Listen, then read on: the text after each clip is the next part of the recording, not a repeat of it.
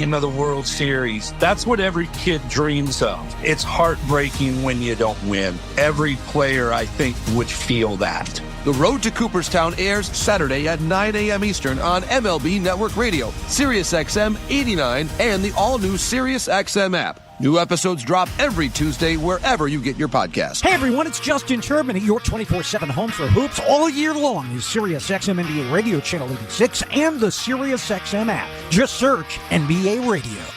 Slams the ball to right field, way back, way gone! Is Toronto Blue Jays baseball. Low rounding and heading for second, the throw! In time! On the Sportsnet Radio Network. The Homer Parade continues. The Blue Jays dropped the game last night to the Red Sox 6-3. But in the effort, Toronto went deep twice and is now homered in 16 straight. We'll see if number 17 comes tonight. Hi, everybody. Happy Hump Day. I'm Ben Schulman alongside former Major League pitcher Chris LaRue. Show Ali is our host and producer, and our technical director is Andrew Adams. Toronto Blue Jays baseball is brought to you by the local family-owned Crown Rust Control Centers in Gander, Newfoundland, and Port Hawkesbury, Nova Scotia. Protect your vehicle from rust today. Find your local family-owned Crown at crown.com, Canada's #1 rust protection. Today's pitching matchup pits youth against experience. On the experience side, 35-year-old righty Chris Bassitt goes for Toronto, while 25-year-old righty Brian Bayo starts for Boston. Both, however, are looking to get back on a roll and return to 2023 form. First pitch coming up next. You're listening to Blue Jays Baseball, streaming at sportsnet.ca, the Sportsnet app, and across the Sportsnet Radio Network. Timber Mart is Canada's building center, a solid neighbor to call upon when you've got a job to do. Your dependable home improvement store that offers the added value of Air Miles reward miles with every purchase of $15 or more. Visit timbermart.ca. At Crown Rust Control Center, protection runs deep because every Crown Rust Control Center is owned by a local family who cares beyond business. Your Crown Rust Control Center is 100% committed to their product, to you, to their community, which is your community. Protecting you and what matters to you is equally important as protecting your vehicle. Did you know your vehicle rusts faster in warm weather? Protect your vehicle today. For a special summer offer, find your local family-owned Crown Rust Control Center at crown.com. If you're looking for a fun day, did you know the day before Monday? Junior J Sunday. You can paint your face, come and meet Ace and run base to base. Junior J Sunday. So many things to do. You can bring your crew and even mom and dad too. Junior J Sunday. Sundays are for Junior Jays, and with all kinds of cool new games and activities in the exciting outfield district areas, there's no end to the family fun you'll have. If you're feeling the song, grab your dad or mom, visit BlueJays.com. Junior J Sunday. Timber Mart always has plans to help you with your plans. Your home, your cottage, your garage, whatever needs your attention first, check the most visited spot on our website for ready-to-order plans to get the job done with Canada's Building Center. Visit timbermart.ca. The 2024 season is approaching. Focus on the football, fellas. Focus, focus. And Sirius XM NFL Radio brings you down to the field for an all-access pass to your favorite team. You do your best to put yourself in position to get the result you want. From the regular season through Super Bowl 59, hear every NFL game all season long on Sirius XM. Touchdown! And if you missed any of NFL Radio's training camp tour, you can get it right now on the all-new Sirius XM app. And it's gone! Jays fans, this is John Schneider, and you're listening to Blue Jays Baseball on Sirius XM. There's the exclamation point for all assembled here at Rogers Center. Sportsnet Radio Network. 3-1 pitch. Swing and a fly ball right field. Abreu going back towards the bullpen, still running, leaps, and it's out of here. First major league home run for Will Wagner comes at Fenway Park. He plants it in the Red Sox bullpen. Didn't know if Abreu caught it, but left on left. I mean, he's got a really simple swing. You know, he hit the ball hard 4 times today. Pretty cool for him to get it here at Fenway. Cool place to do that. Will's been great, you know, but the home run, you know, just staying on it there. It's a tough lefty, and again, there's not a whole lot of moving parts, so he gives himself a chance every single at bat. That was Blue Jays manager John Schneider talking about Will Wagner. Wagner with a big day yesterday. Blue Jays and Red Sox about to face off again today. I'm Ben Schulman alongside Chris LaRue. And Chris, it wasn't just Wagner's first Major League homer. He also doubled twice in the game and really looked again like he did to start the season. Yeah, we were actually talking about him before the game and the fact that his average was really starting to drop. Actually, before the game, I believe it was 293. And then all of a sudden, right on cue, he makes a great swing, hits that ball the other way off the green monster for his first double. And then the train started rolling, another double, and then his first home run just out of the reach of Wheeler Abreu in right field. But just like John Schneider said, what a great player, what a magical place to get your first career home run. And I'm only assuming that there's going to be a bunch more. Wagner will get the start at second base today and bat ninth. For more on lineups, standings, and a little bit extra, let's go to today's host before first pitch. Here's Show Ali. Thank you very much, Ben. Welcome back inside Baseball Control, everyone. Before we get to the starting lineups, let's check out the standings, courtesy of Bet365, where you can watch thousands of live games, build your own bet, you can even make a bet. Well, the game is still being played. 19 plus, play responsibly. Ontario only. In the AL East, entering play today, this has kind of changed because some of these teams have actually already played and already finished games, which we'll get to. But entering play today, the New York Yankees, they are 78-55. Baltimore Orioles are 77-56. The Red Sox, after last night's win, they are 68-64. The Rays are exactly 500. They are 66-66. So as you heard, that will change in 2 seconds. And the Blue Jays are 65-69. On the out-of-town scoreboard, brought to you by St. Louis Bar and Grill, I suppose the Rays are now actually 66-67. The Mariners just wrapping up a beatdown. They win 6-2 over the Rays. Victor Robles, Randy Arozarena, and Julio Rodriguez all going yard in the win for Seattle. The Guardians also narrowly edged the Royals elsewhere, 7-5, as the AL Central has become quite close as of late. Rookie John Kensky Noel singling home Josh Naylor in the 7th inning as Cleveland rallied for the late win. They reclaim sole possession of first place in the division with the win.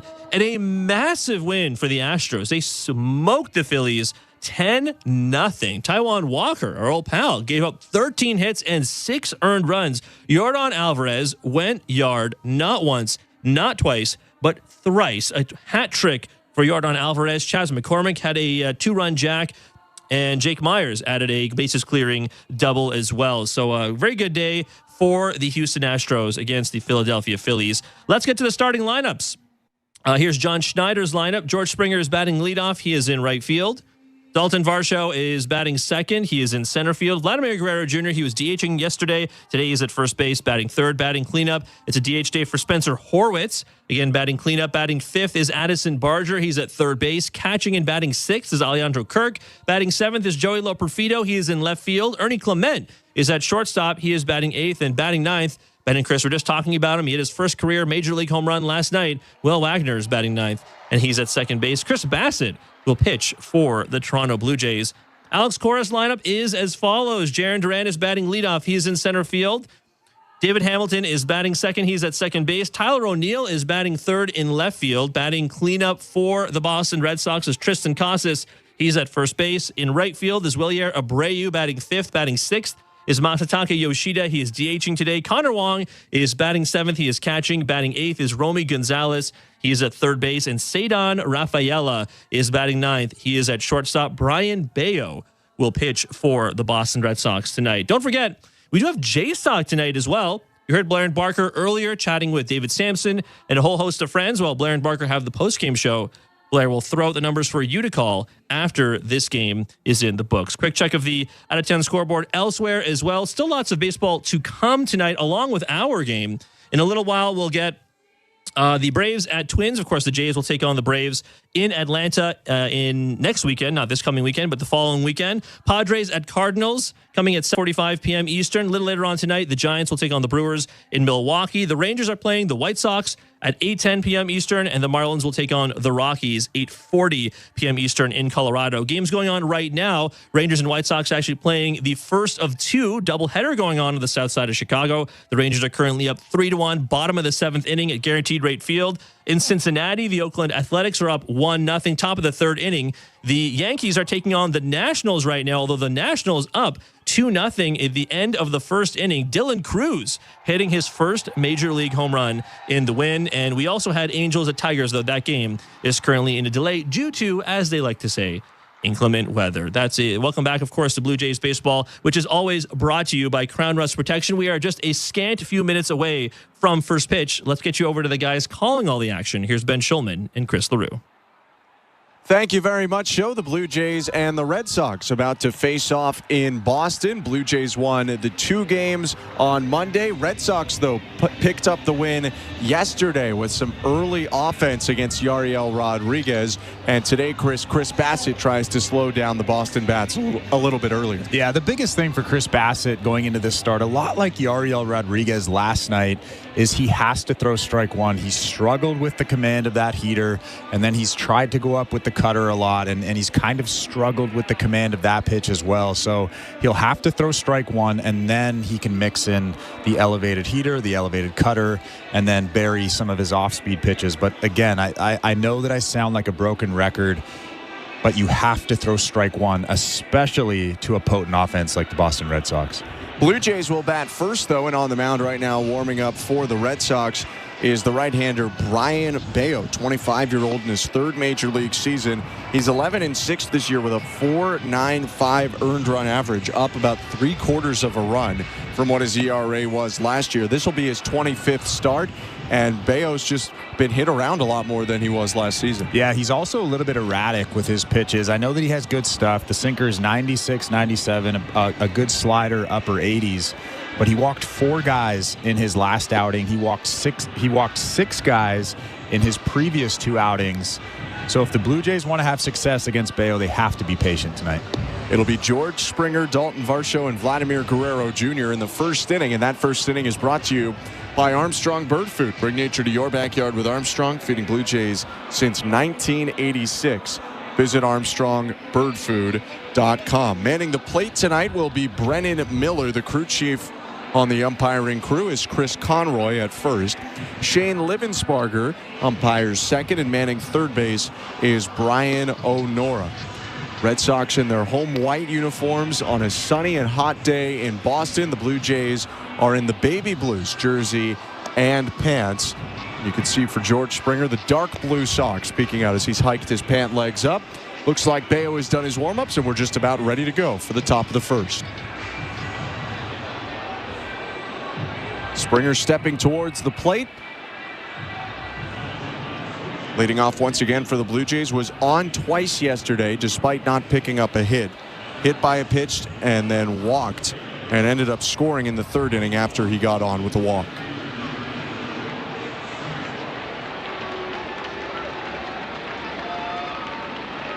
Bello getting a new baseball before we get underway. Now steps onto the first base side of the rubber facing the plate. Righty winds and delivers. First pitch hit on the ground, foul, 0-1. Time of the first pitch today, 7:12 Eastern. 31 degrees Celsius in Boston and very sunny. Just a few streaky clouds in the sky. 0-1. Called strike nothing and 2. Another huge game for the Boston Red Sox. They're sitting at 68 and 64, 4 games back of the Minnesota Twins for that last wild card spot. Next pitch down and away, ball 1. And they don't own the tiebreaker over the Twins, so when they're 4 games back, it's almost like they're 5 games back because they have to finish ahead of Minnesota. 1-2 pitch is hit on the ground over the mound. Picked up at short by Cedon Rafaela. Throw to first in time. 1 out. And we saw right there that big fastball from Bello, 97 miles an hour. A lot of sink. George Springer just hits that thing right into the ground. A nice play from Rafaela at shortstop. Sinker is the most featured pitch for Brayan Bello. Throws it about 40% of the time. Will use his slider and changeup a lot. Every so often, he'll mix in a 4-seam fastball. Righty winds. Here's the pitch to Dalton Varsho. Swing and a miss, strike 1. 4-seamer was a big pitch for Bello in previous seasons, but it's been a big part of Craig Breslow and Andrew Bailey changing up the Red Sox mentality. There's a swing and a miss on a change, nothing in 2. A lot fewer 4-seamers for Red Sox pitchers and more sinkers and cutters, stuff that moves. It's pretty old school. A lot of the time, the last 4 or 5 years, you haven't really seen a lot of sinkers. You've seen the rising four-seamers. 0-2. Swing and a foul ball hit off the leg of the home plate umpire. Still 0-2.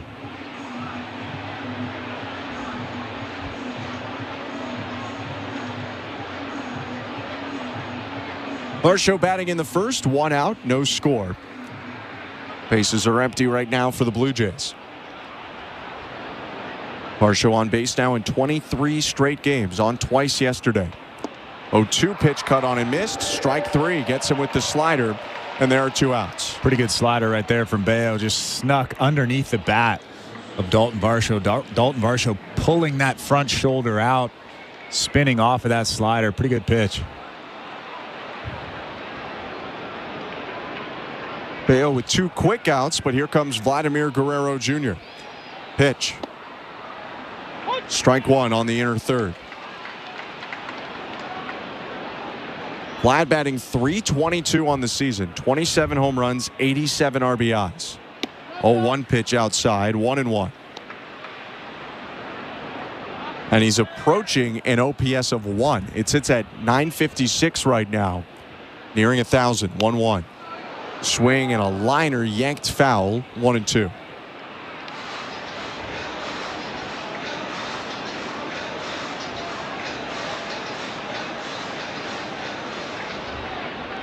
Two hits for Vlad yesterday, a single and a double. 1-2.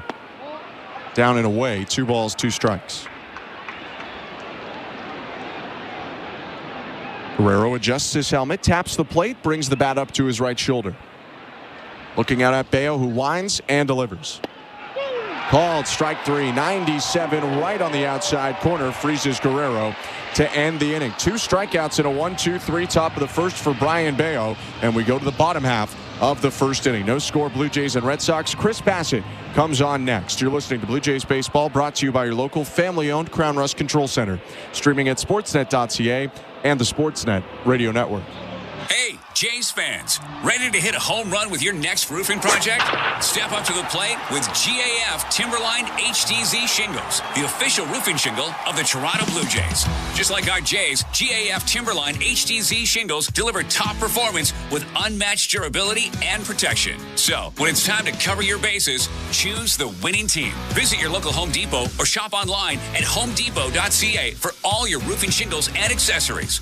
GAF. We protect what matters most. Hi, I'm Buck Martinez, live from the showdown between Pizza and inflation. First to the plate, with over 2 million sold, it's Fixed Rate Pizza, a hot and fresh extra-large 4-topping pizza for a fixed price of $17.99 until the end of 2024. Here's the delivery. And inflation strikes out. That's a swing and a drive for Fixed Rate Pizza. Lock in yours today. Order pizza.ca. At Bet365, we don't do ordinary. That's why we introduced in-game betting. Because when the game starts, the action doesn't stop. With in-game betting, you can wager on game props, player props, totals, and the money line. And remember, in-game, you can track your same-day parlay with the option to cash out. Check out in-game betting and find out why. It's never ordinary at Bet365. Must be 19 years or older. Ontario only. Please play responsibly. If you or someone you know has concerns about gambling, visit connexontario.ca. This is Toronto Blue Jays baseball. Fielded at second. Horwitz steps on the bag, throws to first. Double play. On Sportsnet 590 The Fan and the Sportsnet Radio Network. Welcome to the Timbermark broadcast booth. I'm Ben Schulman alongside Chris LaRue. Chris Bassitt into the wind. Here's his pitch to start the bottom of the first. Fastball down and away. Ball 1. No score, Blue Jays and Red Sox. Boston setting up Jarren Duran, David Hamilton, and Tyler O'Neill in this home half of the first. Bassitt's 1-0. Bounce to breaking ball. 2 balls, no strikes. Jarren Duran has done a lot of damage out of this top of the order spot for the Red Sox in this series. And a hitter's count. Here's the 2-0. Up top, ball 3. First game of the series, the resumed game, Duran homered. Second game, he hit 2 doubles and another home run. And then yesterday, he homered for a third time. 3-0. Called strike, 3-1. Yeah, he's been really tough to pitch to. He's hit a ton of balls to left. He's hit balls to left center. He's hit balls to right. You kind of just have to tip your cap when a hitter is like that. He's a lot like Vlad. You don't really know how to pitch him. Hard in, soft away. That's the general rule. Bassitt just got back in the count a little bit with a 3-0 strike. Now the 3-1. Swing and a hot shot through the hole on the ground right side and a base hit into right field. All things considered, just a single for Duran. What he's been doing this series, that's not the worst result, but it is a leadoff base runner for the Red Sox. Yeah, the biggest reason, though, for that base hit there is because Chris Bassitt fell behind 3-0 to the leadoff hitter. He had to come back with something over the middle of the plate. Yes, he doesn't want to throw something over the middle like he did right there, but when you're behind in the count to the leadoff hitter, you don't want to walk him. So instead, a single allowed. Here comes David Hamilton. Barger will play in on the infield grass at third, watching a bunt. Right on left pitch. Outside, ball one. For Chris Bassitt, this is his 27th start of the season, 9-12 with a 4.41 ERA.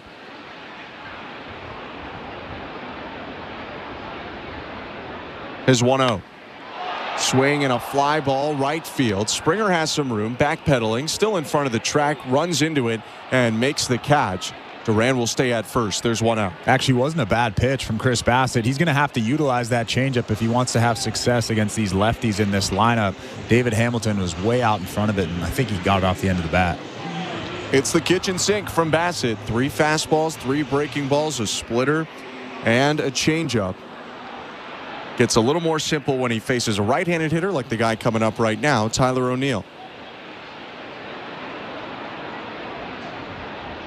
The pitch. Swing and a ground ball right at the shortstop, Clement, and his only play is first as Duran was taking off on the pitch, so the throw goes over there in time. Duran up to second, and there are 2 outs. Yeah, Jarren Duran was trying to steal his 33rd bag of the year and would have if Tyler O'Neill didn't make contact with that baseball. He is a stud out there standing on second base. 32 stolen bases, and he's not even his team's leader because David Hamilton has 33. 2 outs now. Tristan Casas to the plate with Duran on second. Scoreless game, bottom of the first at Fenway. A lot of the time when Duran's been getting on in this series, if he doesn't homer himself in, Casas has been the guy driving him in.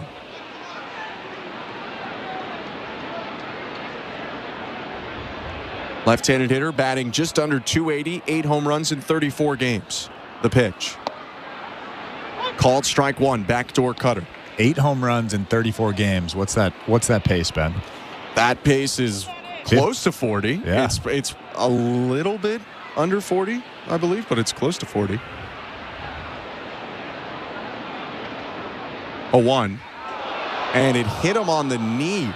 Sweeping breaking ball started off the plate away. Casas was thinking about swinging, and then he checked his swing and it hit him right on the kneecap.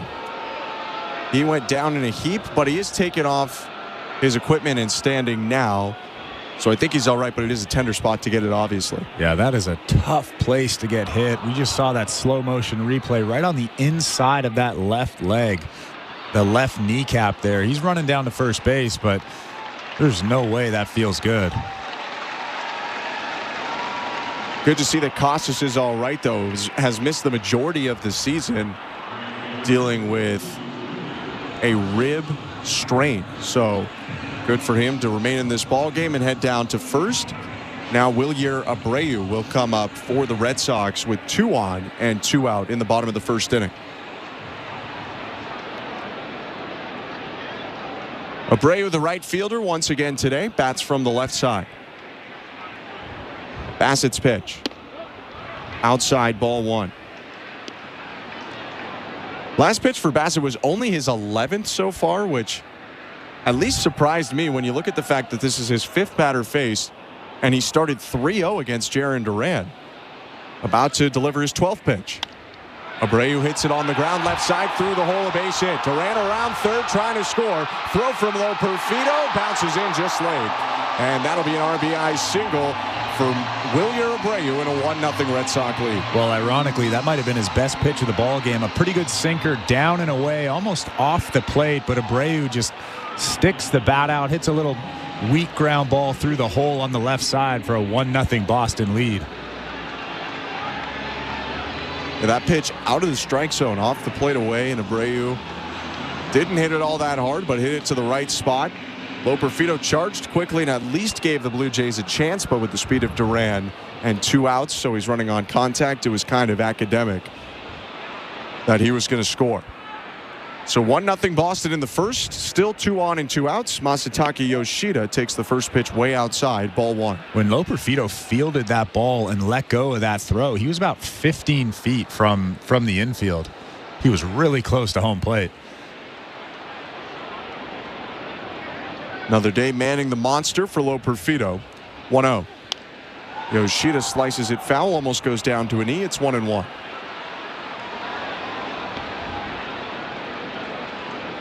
Masataka Yoshida having a very nice sophomore season in the majors. .291 average, 16 doubles, 9 home runs, and almost 50 RBIs in now his 85th game.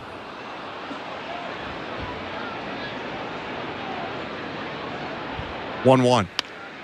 Swing and a line drive up the middle. Another base hit. This one into center field.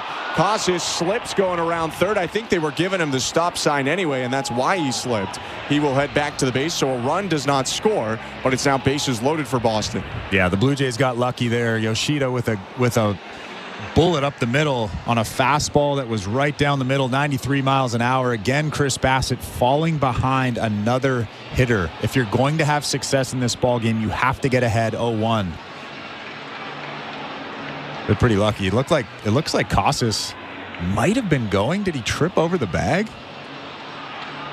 He tripped in some way, and I think Kyle Hudson, the third base coach, was trying to stop him, but it almost looked like he was either running through that stop sign and tripped, or that was the only way he could really put the brakes on, basically, at that point, was to go down. It almost looked like Casas was unsure of the sign. I don't think he was giving him the two arms up stop sign. He was just pointing at third base.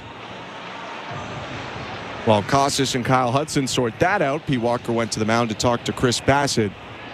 Bassitt's allowed 3 hits, has hit a batter, and has given up 1 run here in the bottom of the first. Only thrown 15 pitches while doing it, though. His pitch now to Connor Wong. Down and away, ball 1.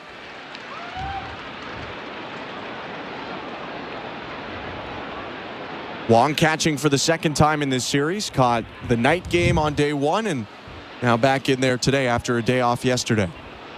1-0. Swing and a foul back, 1-1. Pretty good numbers for Connor Wong coming into this ballgame. 283, 11 homers, 44 RBIs. I'll take those all day long.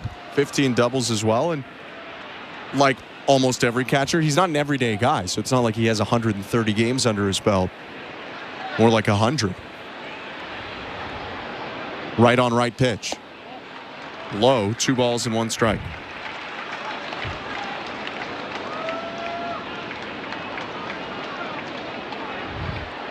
Bases loaded for the Red Sox, who are up 1-0, 2 outs, bottom of the first.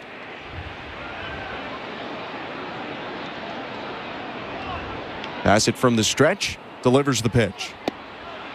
Fastball right down the middle, strike 2. That is a big pitch. You don't want to fall behind 3-1, especially with the bases loaded. He came right down the middle with a 94-mile-an-hour fastball, a very hittable pitch. Clearly had Wong thinking about something else, which is understandable when there's so many different options.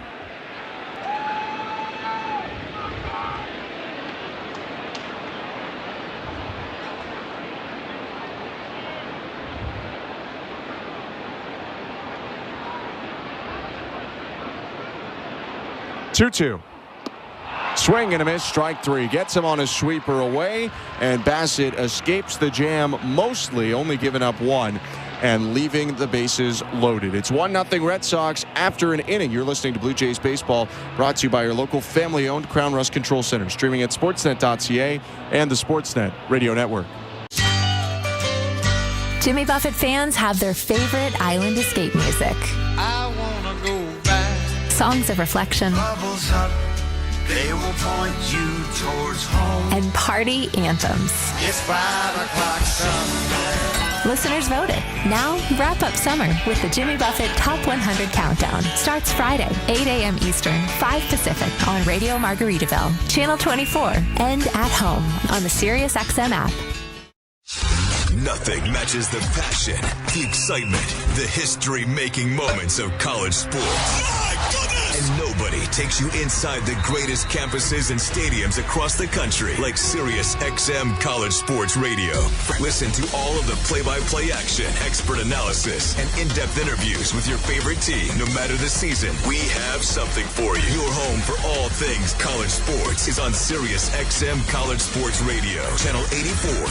Feel the thrill of the Premier League on SiriusXM FC. Arsenal running riot. A quick fire double from Chelsea. Hear every pulse-pounding moment. Haaland scores the hat-trick. Brilliant left-foot strike by Salah. What a goal by Marcus Rashford. From the world's most exciting league. Absolutely glorious from Tottenham Hotspur. Manchester United turn it round. All on your radio home for the beautiful game. If you like soccer, you are in the right place. The Premier League lives on SiriusXM FC 157 and the all-new SiriusXM app. Fantasy football players, learn winning strategies right now on Fantasy Sports Radio to help you draft a winning team on Channel 87 and on the SiriusXM app. Network. The second inning is presented by Bet365. Download the Bet365 app for today's baseball odds and find out why it's never ordinary at Bet365. 19 plus, play responsibly. Ontario only. I'm Ben Schulman alongside Chris LaRue. 1-0. The Red Sox lead the Blue Jays as Spencer Horwitz takes inside, ball 1. Next pitch from Abreu in there, 1 ball and 1 strike. Middle of the Blue Jay order, Horwitz, Barger, Kirk. Next pitch low, 2-1. The Blue Jays are very fortunate to only be down 1-0, leaving with the bases loaded. Chris Bassitt gave up 3 hits in that bottom of the first inning. Bayo's 2-1. Hit on the ground, foul, 2-2. Bayo, meanwhile, a 2017 international free agent signing of the Red Sox, had a 1-2-3 first. Struck out a pair in that inning. He looked really good.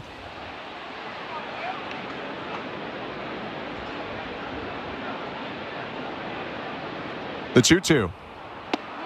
Inside, ball 3. The most impressive pitch that he made was that 97-mile-an-hour sinker on the outside part of the plate to end that inning to Vladimir Guerrero Jr., a pitch that you haven't really seen him take all that much recently.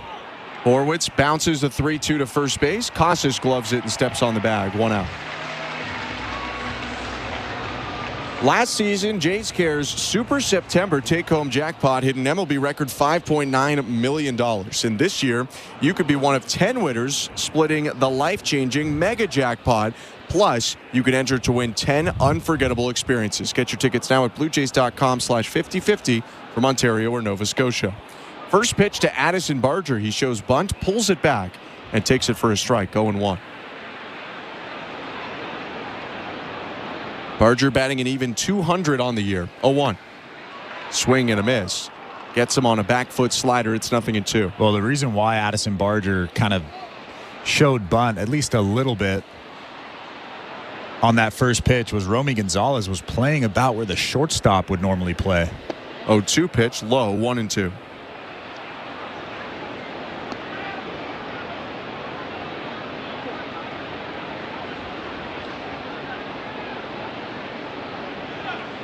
Right on left pitch to Barger. And it's hit in the air, foul, and into the seats.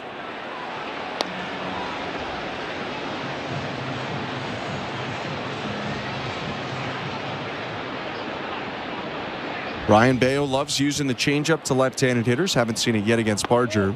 Throws a change here and misses down and away, 2-2. Right on cue. Pitch before that was a fastball, 96, right at the top of the zone. And a perfect opportunity for him to throw that changeup. He did. It was just a little bit outside. 2-2. Threw the change again, missed low again. Full count.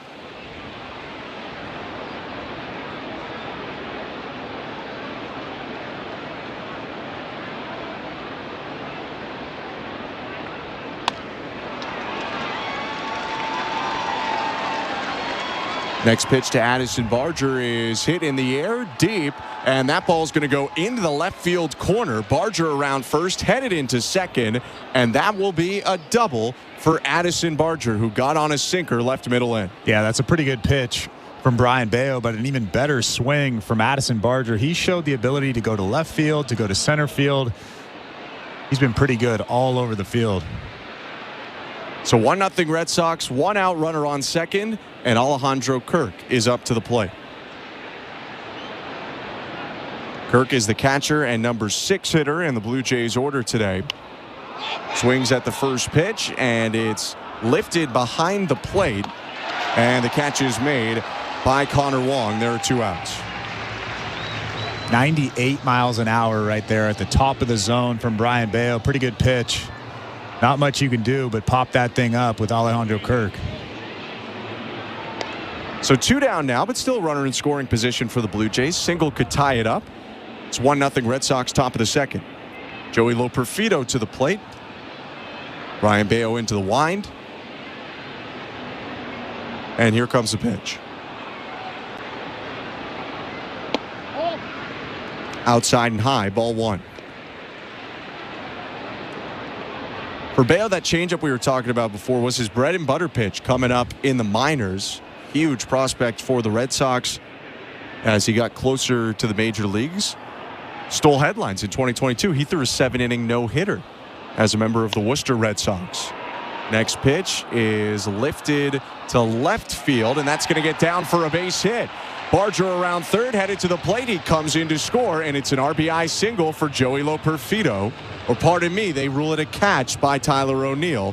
Some technical difficulties here obstructing our view, but that is going to end the inning. No runs, 1 hit, 1 left, 1-0 Red Sox, middle of the second. You're listening to Blue Jays Baseball, brought to you by your local family-owned Crown Rust Control Center, streaming at sportsnet.ca and the Sportsnet Radio Network.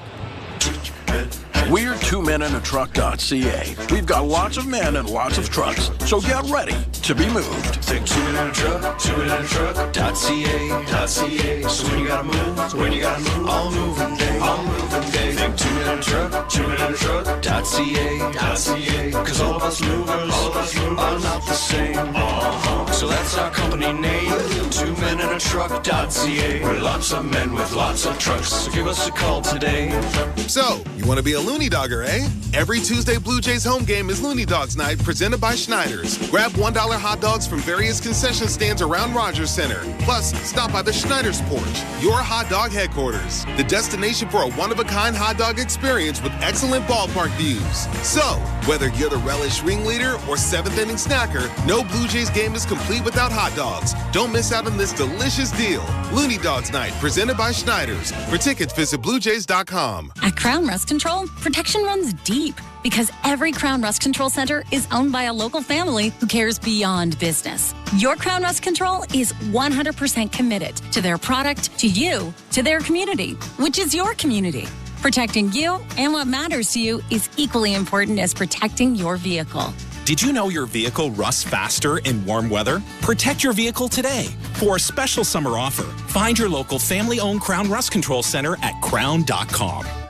This is Toronto Blue Jays baseball. Strike 3. Kevin Gausman strikes out the side. On Sportsnet 590 The Fan and the Sportsnet Radio Network. Bottom of the second inning, Blue Jays at Fenway Park, trailing the Red Sox 1-0. Thanks so much for joining us tonight. I'm Ben Schulman alongside Chris LaRue, and Chris Bassitt delivers a first pitch strike to Romy Gonzalez to start the second. Gonzalez, the number 8 hitter for the Red Sox, batting first, then Cedon Rafaela, then Jarren Duran. The 0-1 pitch is hit on the ground foul down the right field line, 0-2. And just like that, Chris Bassitt gets ahead 0-2. That's what he didn't do in that first inning. That's why the bases were loaded, and that's why the Boston Red Sox are leading 1-0 in this ballgame. Welcome to the Timbermart broadcast booth. I'm Ben Schulman. He's Chris LaRue. Timbermart always has someone on deck to help you with any home improvement projects. Before you begin renovating, visit the team at Timbermart. They've got the know-how to make sure you come out swinging on your next project. Timbermart, Canada's building center. New baseball for Chris Bassitt. Right-handed hitter Gonzalez back in the box.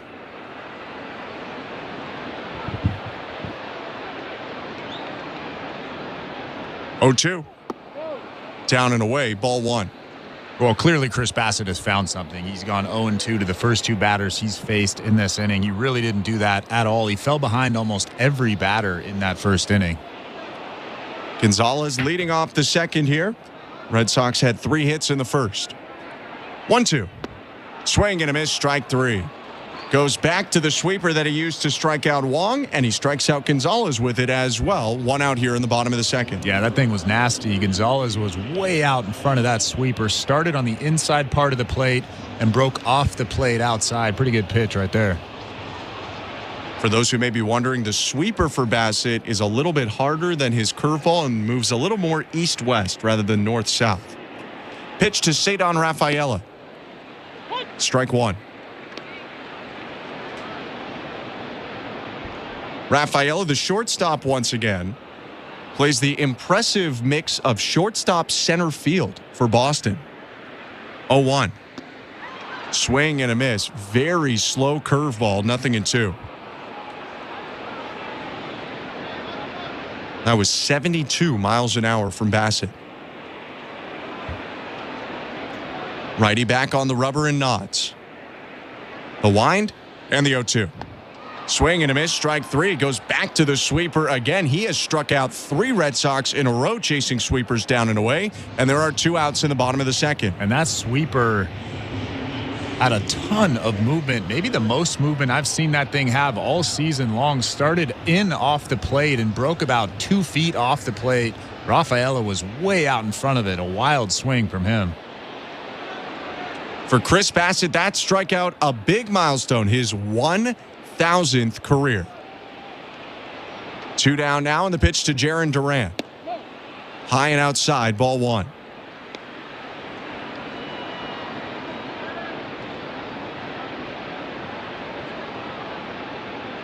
Duran's average up to 296 after his single in the first. Came around to score. 1-0. Down and in. Down and away, 2-0.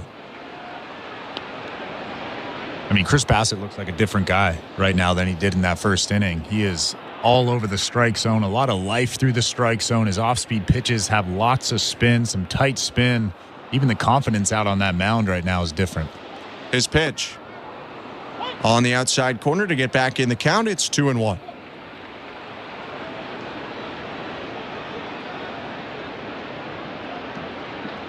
Bassitt looking down at the mound, now turns his attention to Alejandro Kirk and nods.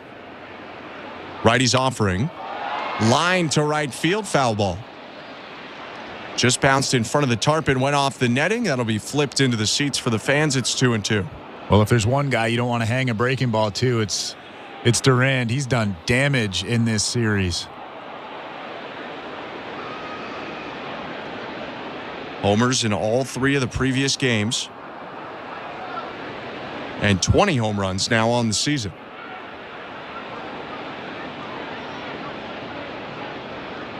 Two. Swing and a foul back to the left. Tried to drive that sinker to the inside part of the plate, but actually left it out over the middle. Yeah, Alejandro Kirk actually had the target at about the hands of Jarren Duran. And Chris Bassitt left that thing right over the middle at 93.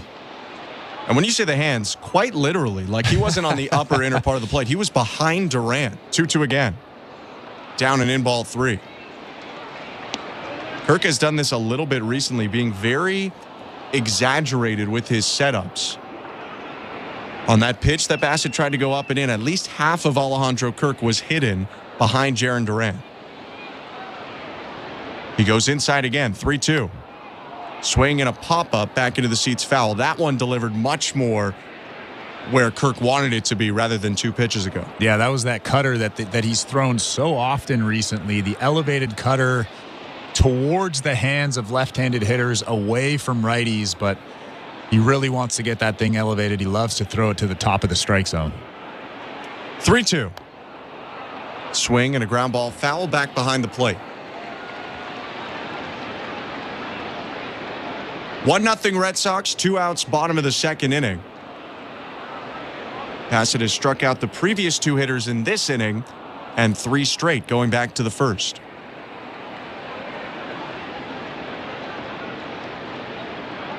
Another full count offering to Duran. Inside, ball 4. Chris Bassitt nodding his head. He actually liked that pitch. It was in off the plate, but if there's one guy that you're okay walking in this lineup, it's probably Duran right now. He is hot.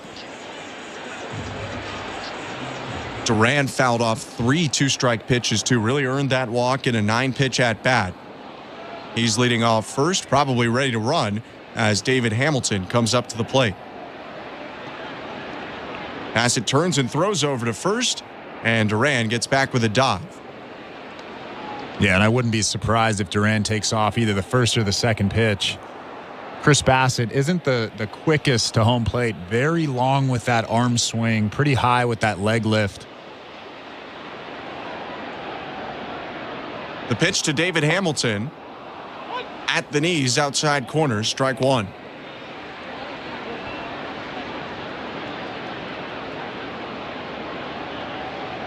David Hamilton debuted last year, but this is really his rookie season.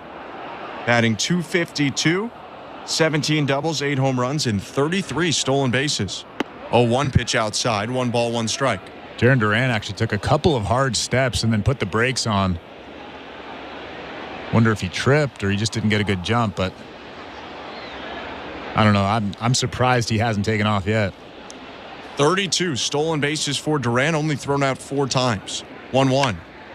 Swing and a liner right field, hanging up for Springer, who jogs into it and makes a backhanded catch to end the inning. No runs, no hits, 1 left. Still 1-0 Red Sox after 2. You're listening to Blue Jays Baseball, brought to you by your local family-owned Crown Rust Control Centers, streaming at sportsnet.ca and the Sportsnet Radio Network. We're 2 men and a truck. So, you're moving to a new home, and all that's left to do is to call a mover you know you can trust. Well, naturally, you think 2 men and a truck, since you know they have lots of men and lots of trucks. They'll wrap, pack, and move everything you own. With a 96% referral rating and the professionalism you can trust, the choice is simple. For a free in-home estimate, call today. We're 2 men and a truck.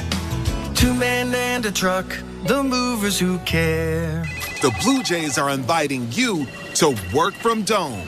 Put it in your calendar. 307 weekday starts this season. You can work from Dome with friends or coworkers at Rogers Center. It's a game changer.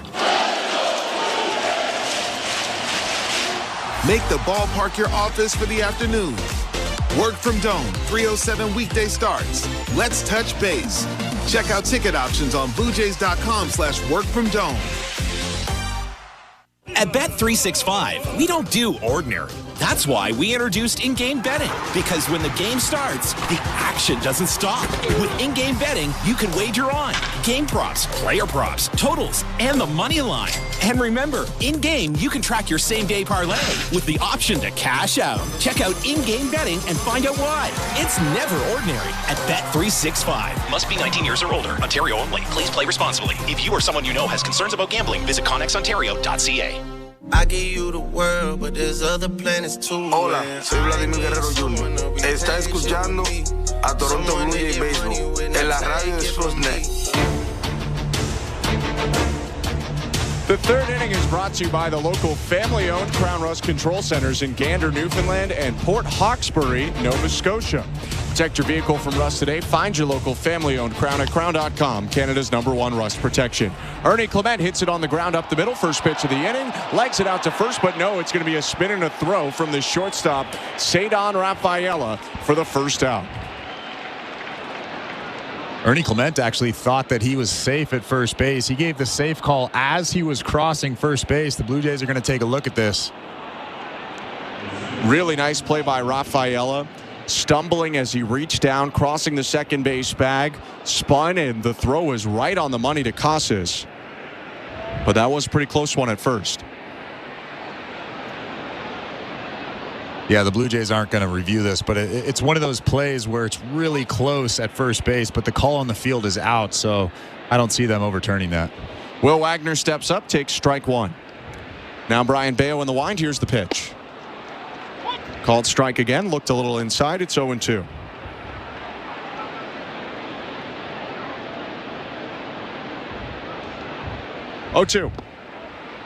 Down and in, ball 1. Mentioned this off the top. Will Wagner with a big day yesterday. Pair of doubles and a homer.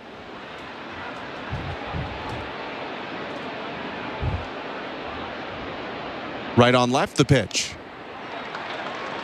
Just barely tipped foul. It popped out of the glove of the catcher Connor Wong, so Wagner stays alive.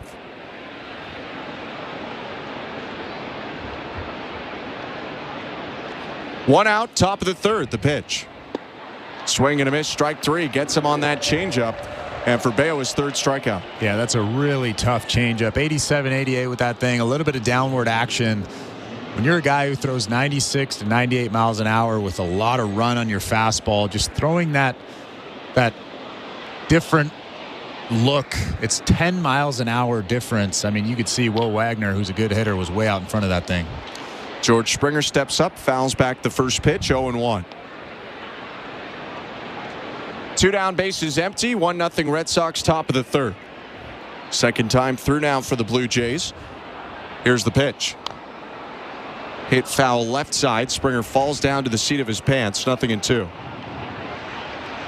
Little right on right changeup from Bayo. He's really comfortable throwing that thing.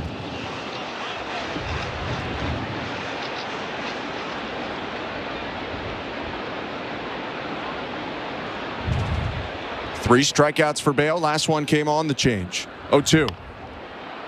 Slider hit on the ground, picked up at short by Cedon Rafael. Throws over to first, and that'll do it for the top of the third. Blue Jays down 1-2-3 and trailing 1-0, middle of the third. You're listening to Blue Jays Baseball, brought to you by your local family-owned Crown Rust Control Center. Streaming at sportsnet.ca and the Sportsnet Radio Network. It's Tour Championship week on PGA Tour Radio. Up in the air, lands soft. It does. Skates up by the cup. Could go, and it did. Scotty Scheffler with the hole-out eagle. The season-long race for the FedEx Cup is down to the 30 best players. He goes in for an eagle. One hop in for another eagle for Xander Schauffele. Incredible. Hear coverage all week long, including play-by-play beginning Thursday at noon Eastern on SiriusXM 92. And check out all of our great golf content anytime on the SiriusXM app.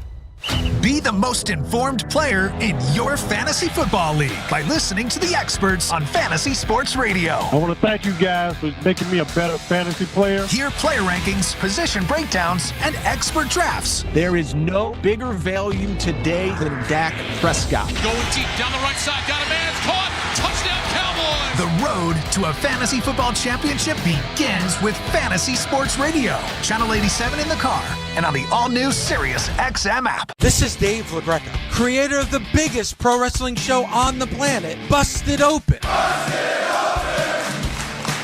Don't miss myself and my Hall of Fame cast and crew as we break down every story in and out of the ring and talk to the top names in the business, like the legend himself, The Undertaker. I'm actually glad to be on a real show. Catch Busted Open live every day from 9 to noon Eastern on SiriusXM Fight Nation, channel 156, and on the SiriusXM app. 24/7, 365 coverage of all things NASCAR. All things NASCAR happens exclusively on SiriusXM NASCAR Radio, channel 90. Sportsnet Radio Network. Welcome to the Timbermark broadcast booth. I'm Ben Schulman alongside Chris LaRue, Show Ali, our host and producer, and Andrew Adams, our technical director. 1-0 the Red Sox over the Blue Jays. Tyler O'Neill, the Canadian, leads off for Boston. The pitch. Called a ball right at the knees for Chris Bassitt, but it didn't please Brennan Miller, so it's 1-0. Well, that was about as good as it gets. Chris Bassitt staring in at Miller, the home plate umpire, wondering where that pitch was. That was definitely a strike. Bassitt now delivering his 41st offering of the day. Swing and a miss up top, 1-1.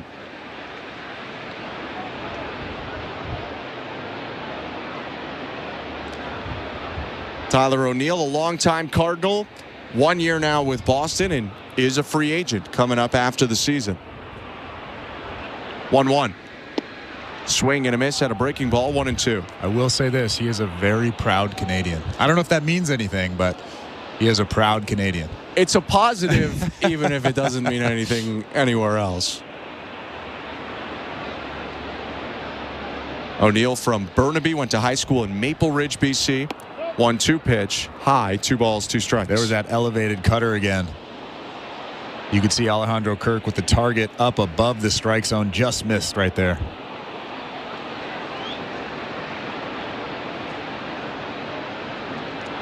Now the 2-2.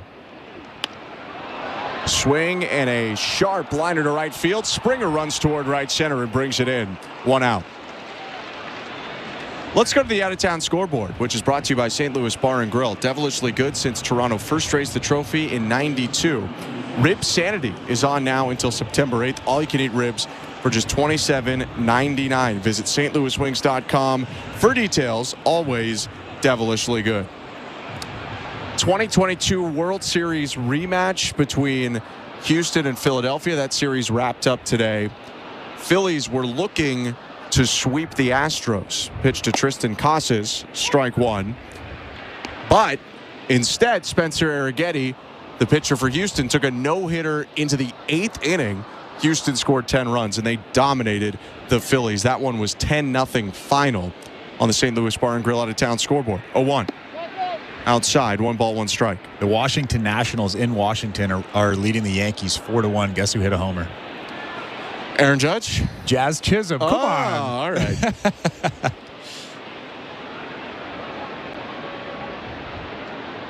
1-1 to Casas. Swing and a miss, 1-2. Well, the other guy that's notable that hit a homer in that game, Dylan Cruz, who was the 2nd overall pick last year. He hit his first major league home run in the first inning of that game. For Cruz, I believe it was his 3rd major league game. You think he's going to be the real deal? I think so. I mean, yeah. What do I know? But I think so. You know a lot. 1-2. Swing and a miss, strike 3. Climbs the ladder with a 4-seam fastball and gets a whiff there from Casas. 4th strikeout for Bassitt. That was a great fastball. Alejandro Kirk again with the target elevated, almost standing up. 94 above that strike zone, and Tristan Casas swings right through it. Chris Bassitt really looking comfortable after that bumpy first inning. It's still only the 3rd, but he's allowed 1 base runner in the last 6 that have come up. 2 outs, the pitch to Wagner Feature. Strike 1. I mean, he was incredibly erratic in that first inning. He even fell behind Jaron Duran 3-0 to the first batter. And then obviously he got out of that bases loaded jam, and he's looked completely different since then. 0-1. Check swing into the pitch, hit Abreu in the foot. It did, but they appeal down to 3rd, and he did go around. So for the 2nd time in this series, Wagner Feature is hit by a pitch that he swung at, and that's going to keep him at the plate in an 0-2 count. And he is hobbling around.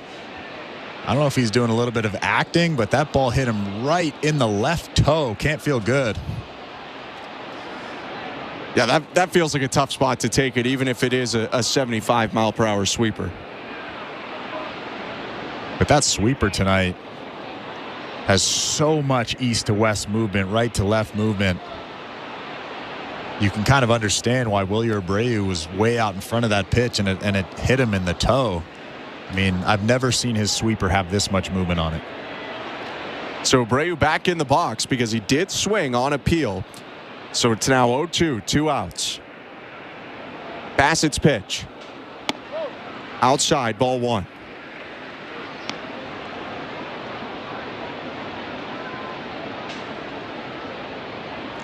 It's been an unlucky series for the rookie Abreu, who twice has been hit by pitches that he swung at and got a quick hook in the night game of day 1. 1-2 pitch, swing and a miss, strike 3.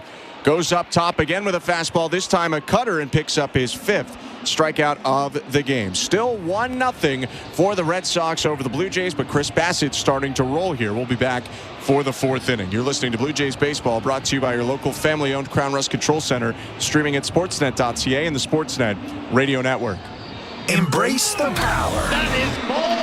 And speed of the NTT IndyCar Series on SiriusXM. Joseph, you got it. Wins the Indy 500. It's a weekend doubleheader in Milwaukee. Saturday night at 6 Eastern and Sunday afternoon at 2:30 Eastern. Nice job, nice job. From the green to the check. What's up, Blue Jays fans? Thanks for hanging out with us tonight for the Toronto Blue Jays matchup. Please take a minute and exit out of the chat and hit that thumbs up button. Please smash that like button. We really need your help so we can get more Blue Jays fans and baseball fans here in the chat so we can have a great time here watching the Blue Jays game against the Red Sox. We'll see you guys back in the chat. Let's have some fun tonight. Let's keep it classy. Go Blue Jays, go.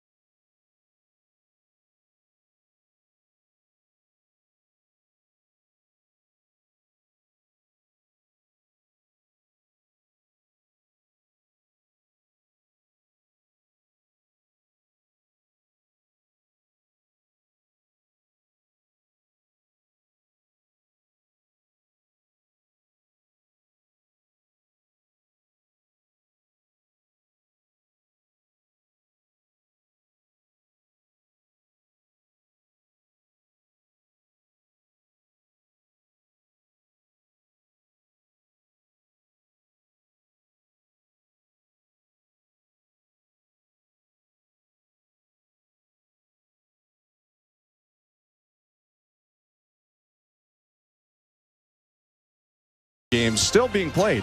19+ play responsibly. Ontario only. Thanks for tuning in tonight. 1-0 Red Sox. Brian Bayo delivers the first pitch on the inside third for strike one against Dalton Varsho. I'm Ben Schulman alongside Chris LaRue. Welcome to the Timber Mart broadcast booth. 0-1 inside. How about Brian Bayo, Chris? 40 pitches delivered. He's allowed one base runner, a double to Addison Barger in the second. His 1-1.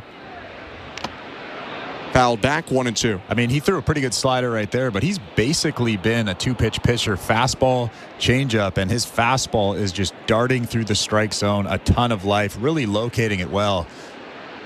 But he looks great. Bayo's 1-2. Swing and a miss, strike three. Doubled up on the slider and got a strikeout there of Varsho's second time that he strikes out Varsho on the breaking ball. And that's not good for this Blue Jays offense. He's just mixing in that slider now. That thing was really nasty. Started at the bottom of the strike zone and then just dove out. He's a three-pitch pitcher now. And he threw one of his best pitches of the day to Vlad in the first. He delivers now to Guerrero in the fourth, and it's a top-of-the-zone fastball for strike one. Struck out Guerrero on a comeback sinker on the outside corner. 0-1. Swing and a bouncer picked up at third by Romy Gonzalez. Takes his time, throws over to first. 2 outs. That was about as easy as it gets for Romy over at third base. A two-hopper, a high hopper, caught that thing right at his head and made the easy throw across the diamond for out number 2.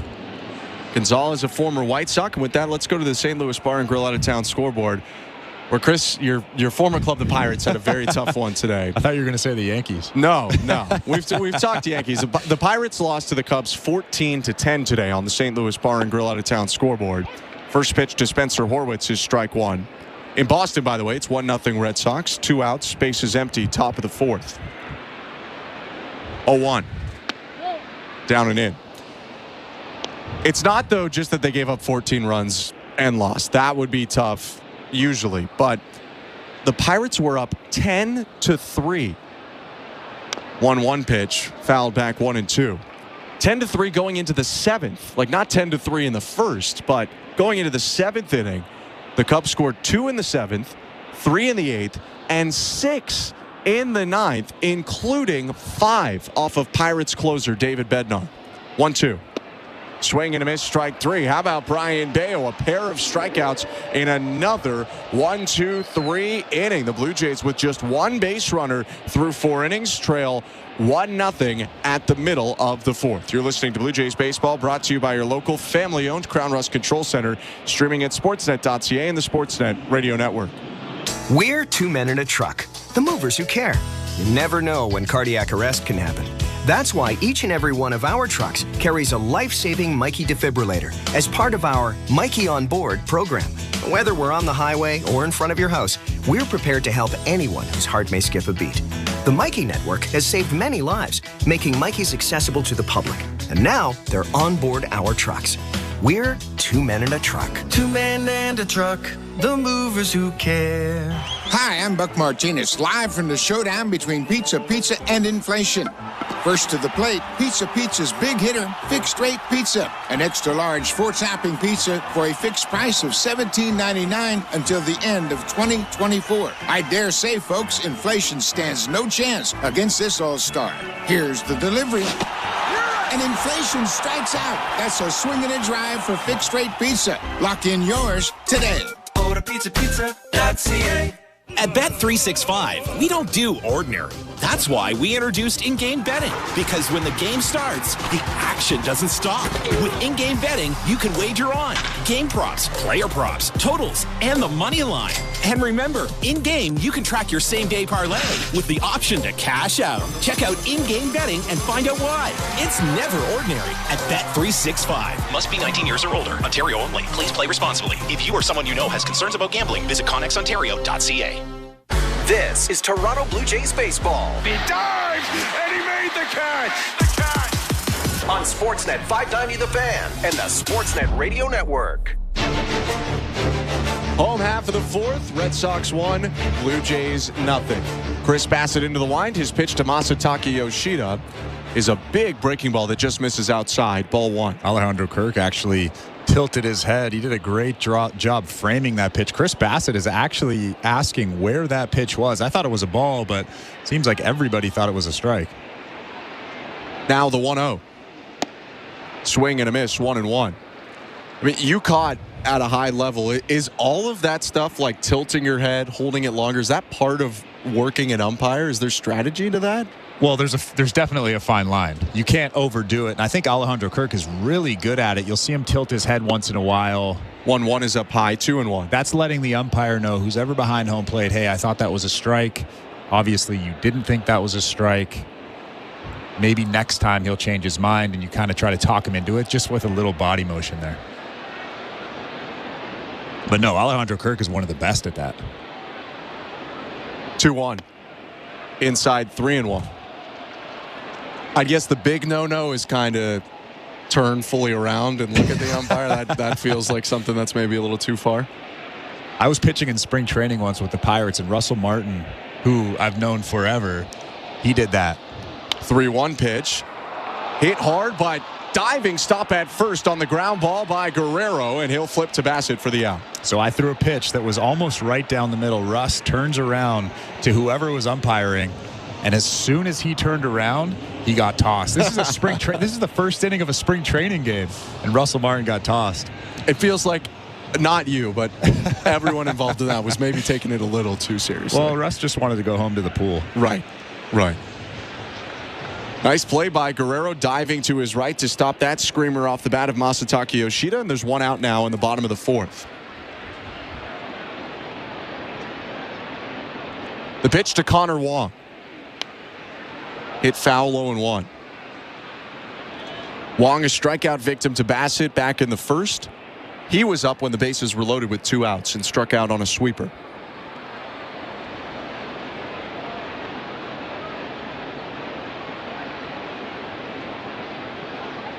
Bassitt on the rubber, looking in.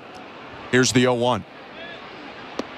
Swing and a miss, went to the curve there, and it's 0-2. His off-speed pitches are really good right now. That slow breaking ball looked like a hittable pitch and then gradually made its way to the outside corner. Even that sweeper, I mean, I've talked about it enough tonight, but it's the best sweeper I've seen from Chris Bassitt all season long. He's looking for a get-right start.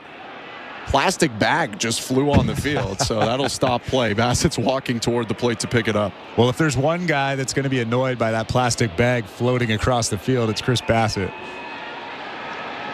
So they get rid of the debris. It's jogged back to the first base dugout. It is a very windy day. Flags blowing out toward right field in Boston. And, you know, maybe someone went to pick up the hot dog from their feet and the bag flies out of their hand. I could see how it happens. Now the 0-2. Called strike 3. Fastball right on the outside edge. And Bassitt has 6 punch-outs in 3 2/3. Yeah, he's really figured something out now. That release point is absolutely perfect. That fastball just caught the outside corner by about a hair at 94 miles an hour. Alejandro Kirk bringing it back over the plate, maybe an inch or two, but that is a great pitch right there.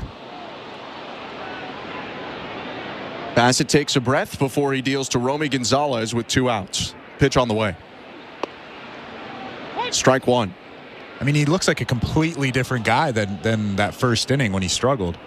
Or the last while. If you go back to the start of July, Bassitt has a 6.80 ERA, 2-6 record since July started. His 0-1. Just off the plate outside, 1 ball, 1 strike.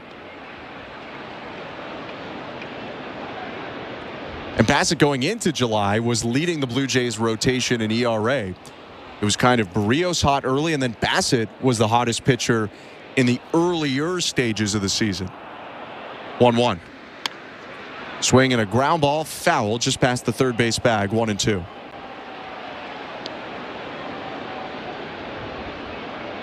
I mean, needless to say, it's been a pretty up and down season for a lot of the guys in this rotation, including Chris Bassitt.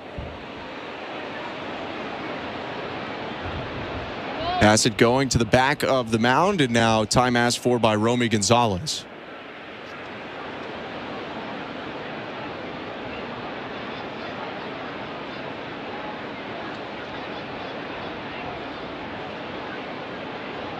Two down, 1-0 Red Sox, bottom of the 4th inning. And the 1-2 pitch.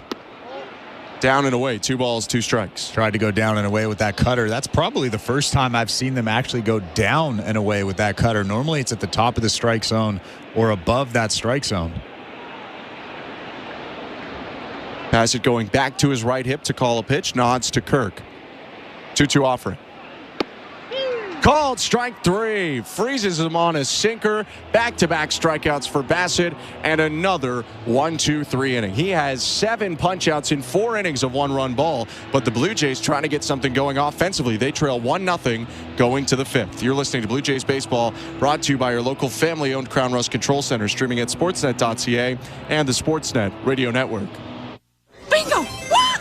Great games, good friends, and giving back. That's what charitable gaming's all about. At a charitable bingo and gaming center, your gameplay has a real-world impact on thousands of Ontario charities supporting causes such as counseling services, youth sports programs, and healthcare. So come and enjoy a wide variety of games. And remember, when you play, local charities win. See how we play. Visit charitablegaming.ca. Please play responsibly. Charitable gaming. Community good.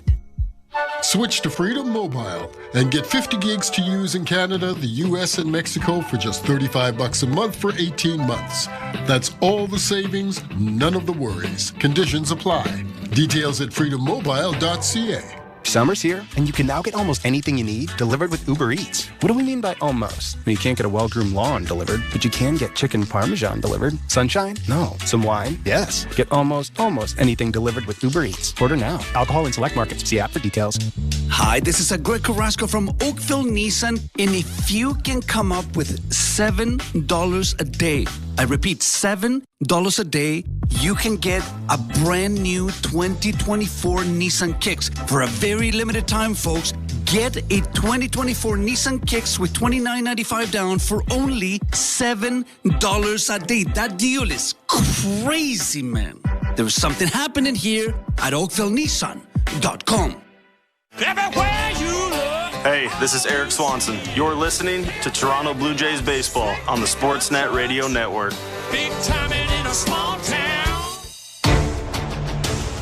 The 5th inning is brought to you by Desjardins Financial Group. Desjardins awarded another 150 grants worth $20,000 each to entrepreneurs across Canada. See how Desjardins cheered on small biz at goodsparkgrants.ca. Thank you, Chris, and welcome to the Timbermart broadcast booth. He's Chris LaRue. I'm Ben Schulman. Red Sox up 1-0 on the Blue Jays, top of the 5th. 1-0 to Addison Barger. Misses downstairs, 2-0. Addison Barger's hitting .206 now. He's had the only hit in this game. Doubled to left field in the 2nd inning. That's the only Blue Jay base runner all game. 2-0. Takes a strike on the outer third. 2-1. He's very quickly turning into a little bit of a stud. Yeah, he's had quite the run here. Now hits in 6 straight games. 2-1. Called strike 2-2.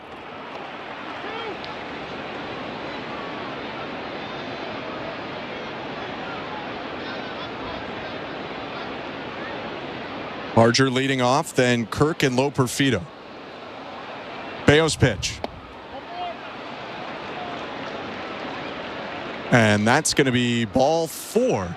Looked like they had the count wrong in the ballpark, so that will miss low for ball 4, and it'll be a leadoff walk for Barger, only his 6th walk of the season. Well, they called that ball 4, but that was a good pitch. You could see Brian Bayo thought that was strike 3. He was actually walking off the mound and then abruptly stopped. 95 at the bottom of the strike zone. Pretty good pitch. Before Alejandro Kirk hits, he's going to be assessed a pitch clock violation, so he'll start down 0-1 in the count. Runner on first, no outs.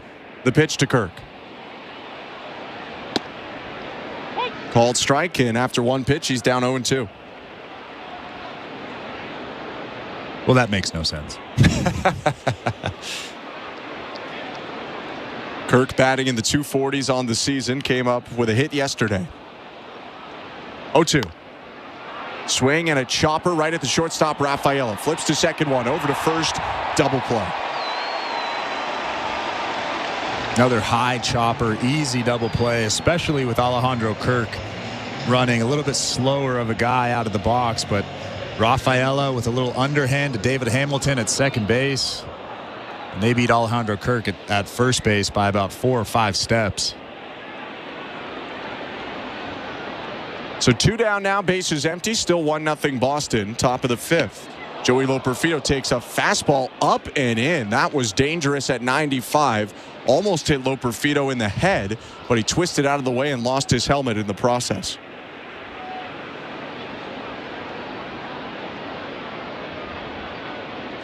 After the close call, Loperfido back in the box and the 1-0.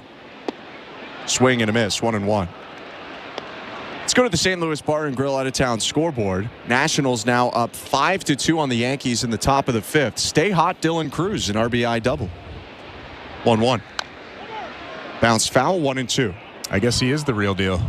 Homer and a double. And you can declare it right now.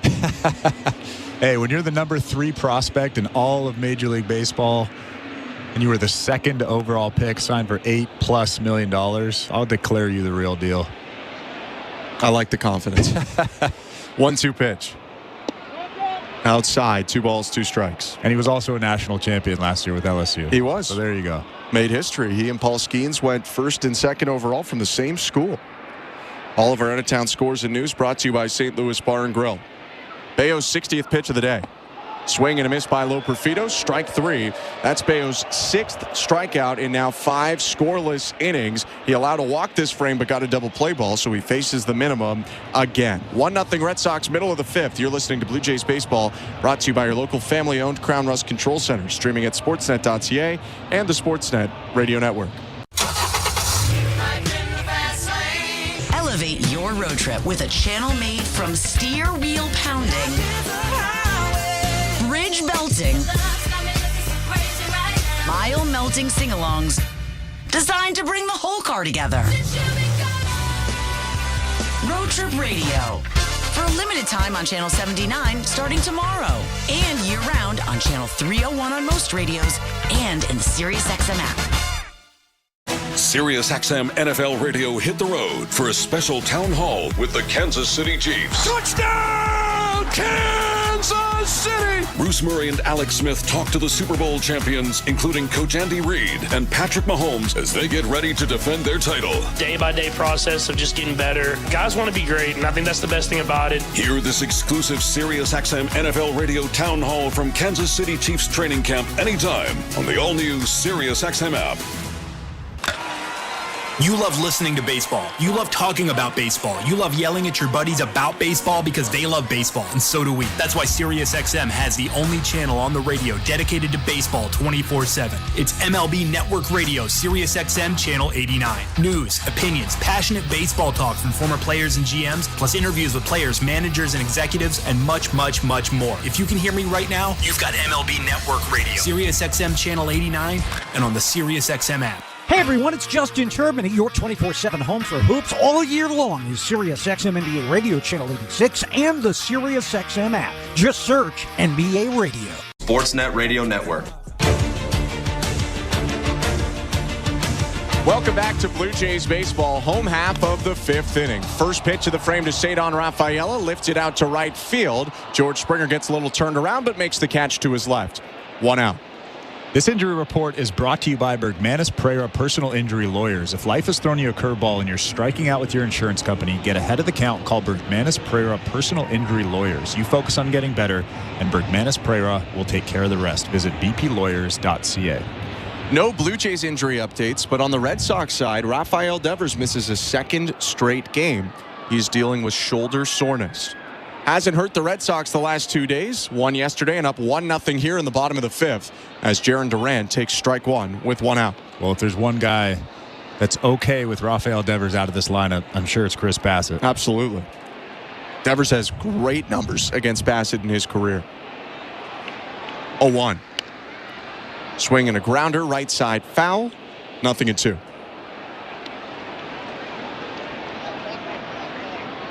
Devers has hit Bassitt very well, but Bassitt has actually dominated the Red Sox in his career. 2-0 with a .238 earned run average in 5 starts against Boston. He's gone at least 6 innings and given up no more than 2 runs in all 5 of his previous starts against the Red Sox.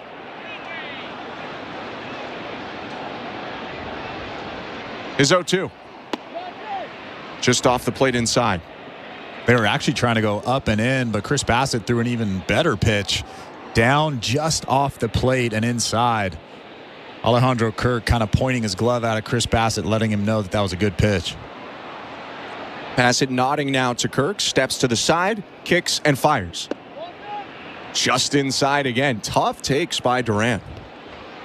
He's a good hitter. I mean, he's proven that and shown that in this series. He is a tough out. He's actually doing something this year no one in the modern era, going back to 1901, has ever done in baseball. 2-2. Swing and a miss, strike 3. Duran goes down, 2 outs. But for Jarren Duran, it's 40 doubles, 30 stolen bases, 20 homers, and 10 triples. No one in the modern era has ever done that until yesterday when Duran hit his 20th homer. Bassitt does get him on the elevated fastball, though, and there are 2 quick outs here in the 5th as Chris continues to chug along. 3 hits allowed on the day. They all came in the first. His pitch now to David Hamilton, the left-handed hitter. Outside, ball 1.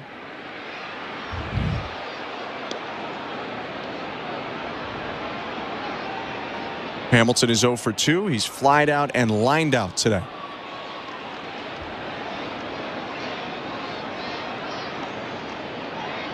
Now the 1-0. Swing and a miss. Got him leaning forward on a changeup, and he'll even up the count. That is such a great count to throw a changeup. 1-0, 2-0.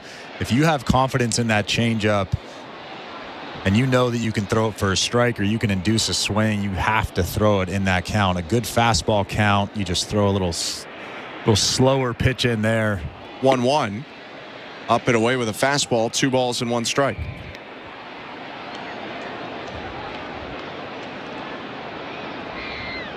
One 1-0 Red Sox with 2 outs in the bottom of the 5th. Nobody on base. Bassitt hasn't allowed a hit since the first. Only 1 base runner since that first inning. His pitch. Outside, ball 3.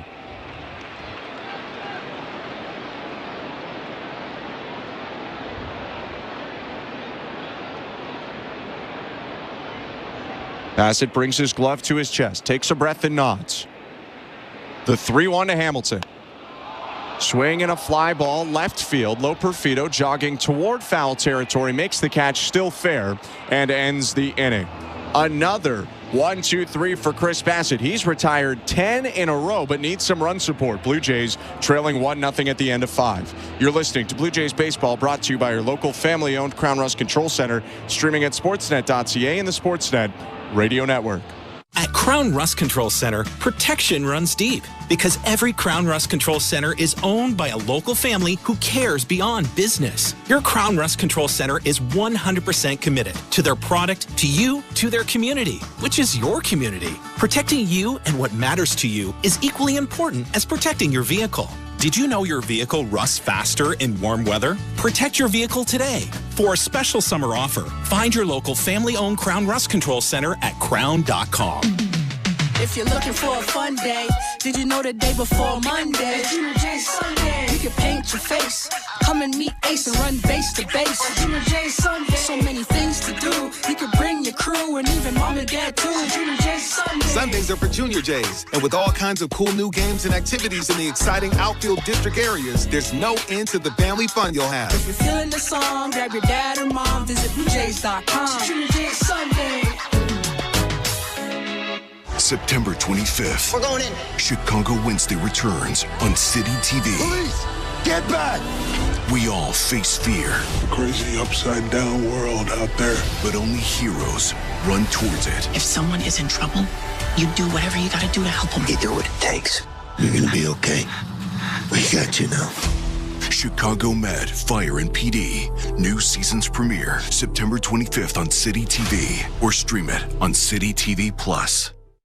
This is Toronto Blue Jays baseball. He makes the catch, and the Blue Jays win the ball game. On Sportsnet 590 The Fan and the Sportsnet Radio Network. The sixth inning is brought to you by Desjardins Financial Group. Desjardins is a big fan of small biz. That's why they awarded another $3 million to small business owners across the country. See how Desjardins cheered on small biz this year at goodsparkgrants.ca. Red Sox 1, Blue Jays nothing. The pitch to Ernie Clement. He takes a strike to start the sixth, 0-1. Welcome to the Timber Mart broadcast booth. I'm Ben Schulman alongside Chris LaRue. Brian Bayo still dealing. His 0-1 pitch is golfed out to shallow left field. Racing back is Rafaela, the shortstop, but that's going to fall into the seats foul, 0-2.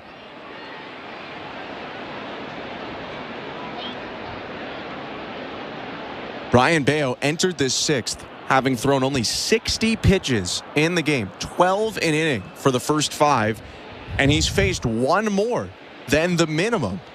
Right now, just the Barger double in the second and a walk to Barger in the fifth. However, that walk was erased by a double play. 0-2. Check swing, pitch off the plate outside. 1 ball and 2 strikes. Yeah, he's really dominated this Blue Jays lineup. If you go back to his start at Baltimore and versus Texas, he only gave up 1 earned run in 6 innings. 1-2 pitch hit on the ground, picked up at third, and a sidearm throw to first by Gonzalez just in time. 1 out. So he has been pitching well. It's not like this is an anomaly and he hasn't pitched this well recently. He has dominated a couple of teams over his last 3 starts. Against Arizona in his last start, he wasn't great, but other than that, he's been good recently. Boston has won 8 of the last 10 Brian Bayo starts. 1 out, base is empty. Will Wagner up the pitch. Swing and a ground ball to third. Again, spinning around Gonzalez. Whips it over to first. And that's 2 very quick outs for Brian Bayo. Here comes the top of the order.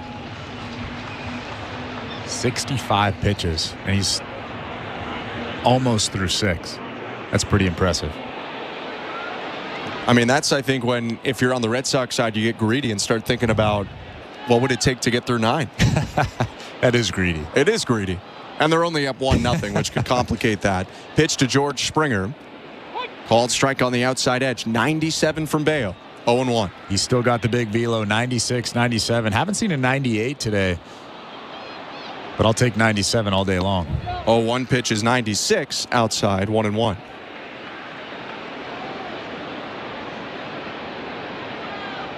Usually the Blue Jays are all over Brian Bayo. Not the case today. 1-1. Outside, ball 2. Bayo's made 7 previous starts against the Blue Jays with an ERA almost exactly at 7. They torched Bayo in June when they saw him here. 2-1. Called strike 2-2. That was when the Blue Jays were in the midst of their worst losing streak of the season, when they got swept a couple times in a row, lost 1 in Boston, and then they had 7 runs off Bayo in fewer than 3 innings. His 2-2. Swing and a miss, strike 3. Very different day today. Bayo skips off the mound with 6 scoreless, 7 strikeouts, all in 70 pitches. 1-0 Red Sox, middle of the 6th. You're listening to Blue Jays Baseball, brought to you by your local family-owned Crown Rust Control Center. Streaming at sportsnet.ca and the Sportsnet Radio Network. This is Bob Kendrick, president of the Negro Leagues Baseball Museum and host of the award-winning podcast, Black Diamonds. This week, we reflect on the historic Major League Baseball game played at Rickwood Field, once the home of the Birmingham Black Barons. They never lost their love for the game, and they never lost hope for what America could become. So it gave me the idea and the feeling that maybe you should continue to hold on to hope. Listen to Black Diamonds right now on the all-new SiriusXM app or wherever you get your podcast. If you love golf, then you should never turn off SiriusXM PGA Tour Radio. Our hosts have the best takes. Tiger's impact on the game of golf, aside from how good he was at it, was something that I don't think we'll ever see again. Talk to the biggest guests. Scotty, you've had a year to celebrate. This year, I've just seen a lot of good results. And can even help you with your own game. Take the club and at address, open it up. It's all golf, all the time. On SiriusXM PGA Tour Radio, Channel 92 in the car, and on the SiriusXM app.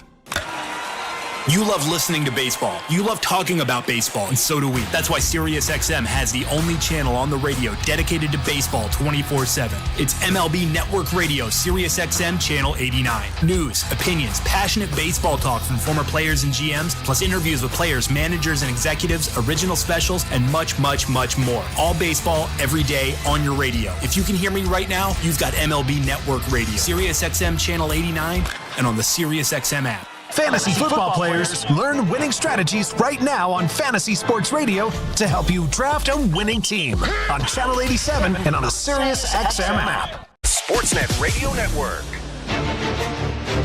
Bottom six in Boston, Chris Bassitt on a roll, back out on the mound. Standing in his way, a 1-0 Red Sox lead, and big Canadian Tyler O'Neill, the left fielder for Boston. The pitch. Low ball 1. O'Neill is 0 for 2. He's lined out to right field and grounded out to short today.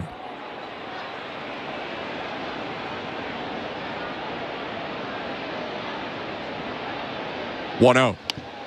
Swing and a line drive. Caught at second by Will Wagner. 1 out. Well, Will Wagner was playing right up the middle, placed perfectly, but that was a good pitch from Chris Bassitt. A fastball in on the hands. I know it's scary to come into a guy like that, a power hitter like Tyler O'Neill, but when you have a good sinker like Chris Bassitt has tonight, you have to come inside. Quick out for Bassitt. Still 1-0 Red Sox, bottom of the 6th. In a sec, we'll go to the St. Louis Bar and Grill out-of-town scoreboard. First, though, Tristan Casas up to the plate. The righty Bassitt takes a breath, winds, and delivers to the lefty hitter. Low ball 1. Chris, I want to take you to Minnesota, if that's all right, on the St. Louis Bar and Grill out-of-town scoreboard. Atlanta Braves are there, and Chris Sale is on the mound. Sale has thrown 13 straight starts of 2 earned runs or fewer. 1-0. Low 2-0. And tonight, 3 scoreless innings so far. The Braves up 1-0 on the Twins. That one's been a pitcher's duel, but Jorge Soler homered in the first inning to give Atlanta the lead. How fun is that Chris Sale is back? It's really fun. It's shocking, to be honest. 2-0. Swing and a fly ball. Right center field. Springer converging with Varsho. Springer makes the call. He's got a lot of room in front of the track, and he brings it in. 2 outs. Chris Sale is 35 years old. He's going to be 36 at the beginning of next season, but for him to be back, it's good for baseball for him to be back. Well, and there was a long time where if you were going to do a trivia question or, maybe something on sports talk radio, you'd say, okay, who are some of the best guys ever who don't have a Cy Young? And Chris Sale would sneak onto that list. I'm not saying, Nolan Ryan and some others at the top of that list, but he would sneak on. He's been a great pitcher, and he probably should have a Cy Young. Pitch to Wilyer Abreu, up and away, ball 1.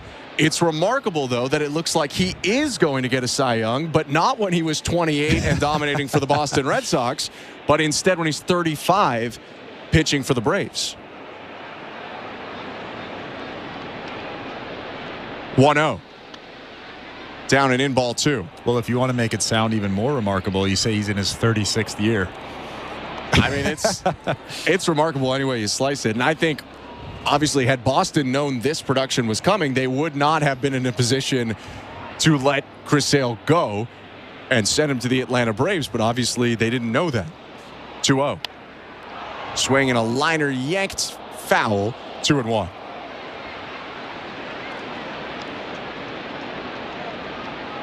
All of our out-of-town scores brought to you by St. Louis Bar and Grill.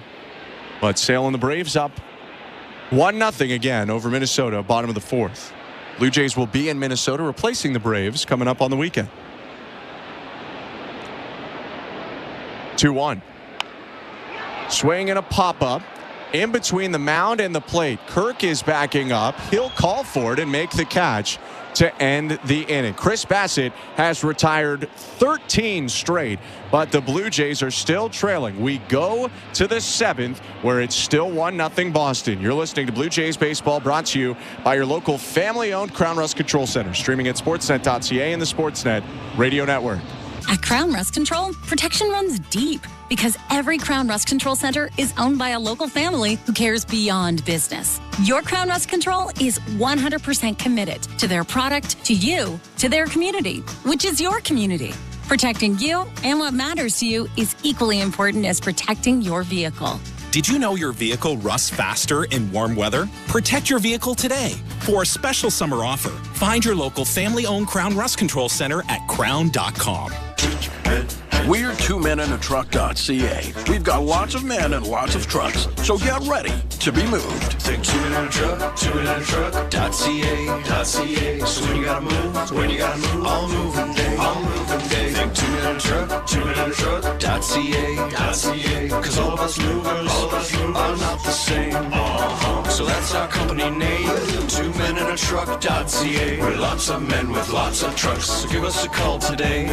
So, you want to be a Looney Dogger, eh? Every Tuesday Blue Jays home game is Looney Dogs Night, presented by Schneider's. Grab $1 hot dogs from various concession stands around Rogers Center. Plus, stop by the Schneider's Porch, your hot dog headquarters. The destination for a one-of-a-kind hot dog experience with excellent ballpark views. So, whether you're the relish ringleader or seventh-inning snacker, no Blue Jays game is complete without hot dogs. Don't miss out on this delicious deal. Looney Dogs Night, presented by Schneider's. For tickets, visit BlueJays.com.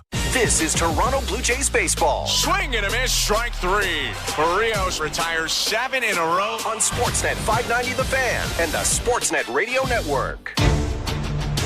Seventh inning at Fenway Park, and only one run separates the Red Sox from the Blue Jays. It's 1-0 Boston. Toronto trying to get something going against righty starter Brayan Bello. 71st pitch of Bello's day is hit foul by Dalton Varsho on the ground. 0-1. Welcome to the Timber Mart broadcast booth. I'm Ben Schulman alongside Chris LaRue. Varsho's on-base streak hanging in the balance. He's 0 for 2. 0-1 pitch. He shows bunt and bunts it third base side, but it'll bounce foul again. 0-2. I love that idea right there. The later this ball game goes, you have to start thinking about small ball. John Schneider, I'm sure, has talked about it in the dugout already. Obviously, Dalton Varsho with that bunt attempt right there knows that Brayan Bello is pitching very, very well. He's trying to get on base any way possible. 0-2. Called strike three. Very well located fastball right on the outside corner, top of the zone. 8 Ks for Bello. That's one of those pitches where you probably just have to try to stick the bat out and foul it off and stay alive, but that is about as good as it gets. Up and away, 95 miles an hour, just getting the edge of that strike zone. So 1 out. Here's Vladimir Guerrero Jr. Takes the first pitch low, 1-0.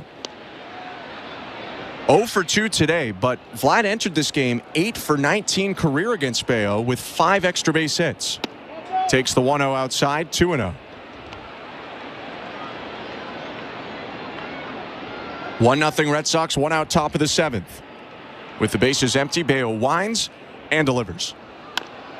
Swing and a chopper over the mound, and it skips off the glove of the second baseman Hamilton into center field. Hamilton was moving toward the middle of the field and charging. It was a bit of a tricky hop, but maybe one he should have at least got in front of. But Guerrero will be safe at first, regardless of the scoring decision. Well, I think there was a ton of topspin on that ground ball. Pretty tough play for David Hamilton. Watching this slow motion replay, I feel like most second basemen have a tough time with that ball, but you're right. If you get your body in front of that, you might have a better chance of making the play. Here's Spencer Horwitz, first pitch. Down and in, ball 1. And I guess that's what I meant with in terms of blocking it, because Bello fields it to his left side. Right when it took the high hop, it was just gone. Yeah. They do give Guerrero a single on the play, though, so they do seem to feel the same in the official scorer booth about tough spin on that one. Here's the 1-0 pitch to Horwitz. Foul tipped, 1-1.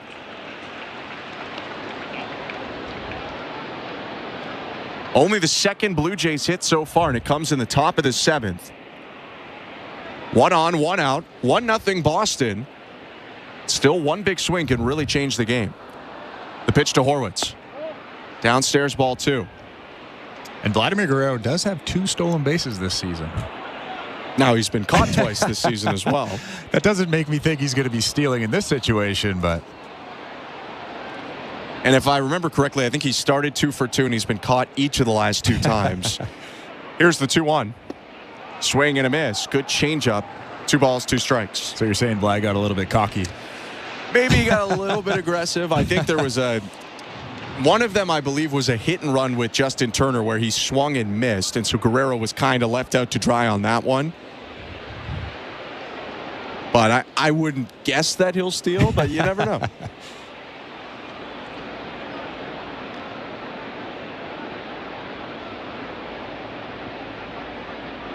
The pitch to Horwitz. Swing and a ground ball off the glove of the first baseman Costas, picked up by the second baseman Hamilton, who throws back to first for the out. Very fortunate if you're Brian Bayo. That one hit Costas and just pinballed right to Hamilton, and they kind of volleyed it back and forth before making the play. Yeah, that was terrible luck for Spencer Horwitz and the Blue Jays. That was a really easy play for David Hamilton. Really routine. Fielded that baseball right in the middle of his body and just flicked it over to Costas at first. But that was very close to having the Blue Jays first and second and just 1 out in this inning. Instead, a runner on second, 2 outs. The pitch to Addison Barger. High ball 1.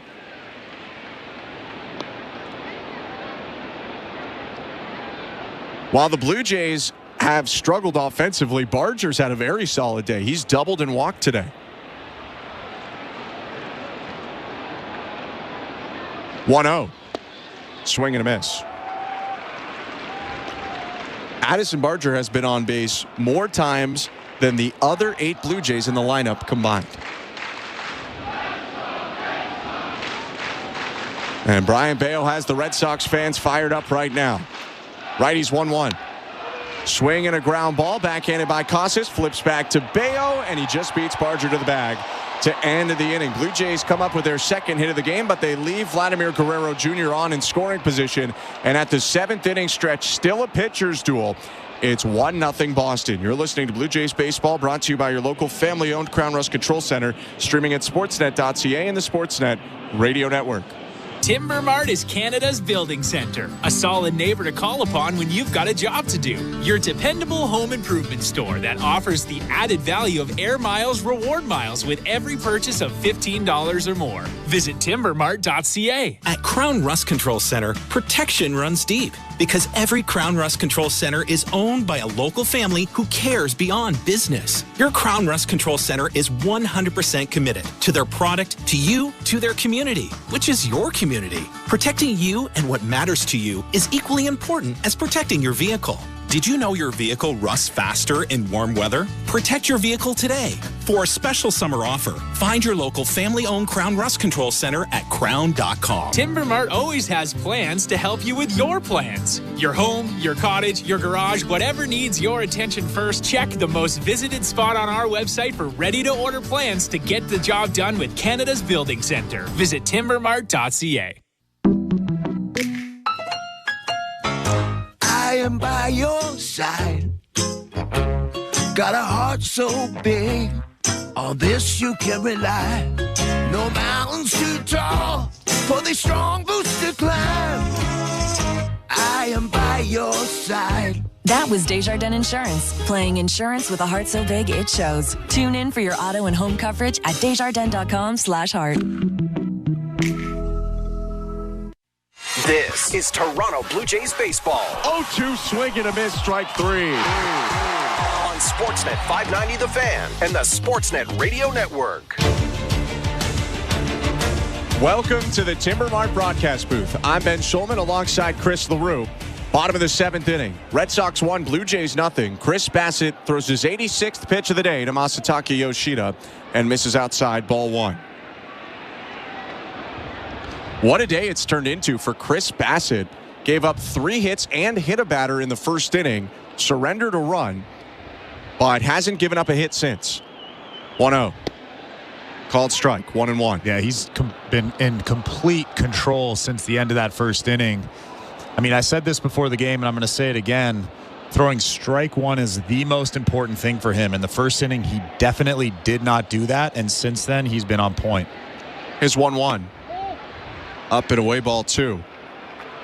Bassitt approaching 90 pitches. It looks like he'll get the opportunity to face the bottom of the Red Sox order. Yoshida leading off as the number 6 hitter. You have Connor Wong, Romy Gonzalez scheduled after him. The 2-1. High ball 3. And the reason I say that is the Blue Jays do have action in the pen, but it's a lefty, Brendan Little, and you figure you probably want Little for Jarren Duran and David Hamilton, the 2 left-handed hitters at the top of the order. Bassitt shrugs his shoulders. Here's his 90th pitch. Backdoor breaking ball, strike 2, and it's full count. Pretty good 3-1 pitch right there, breaking ball.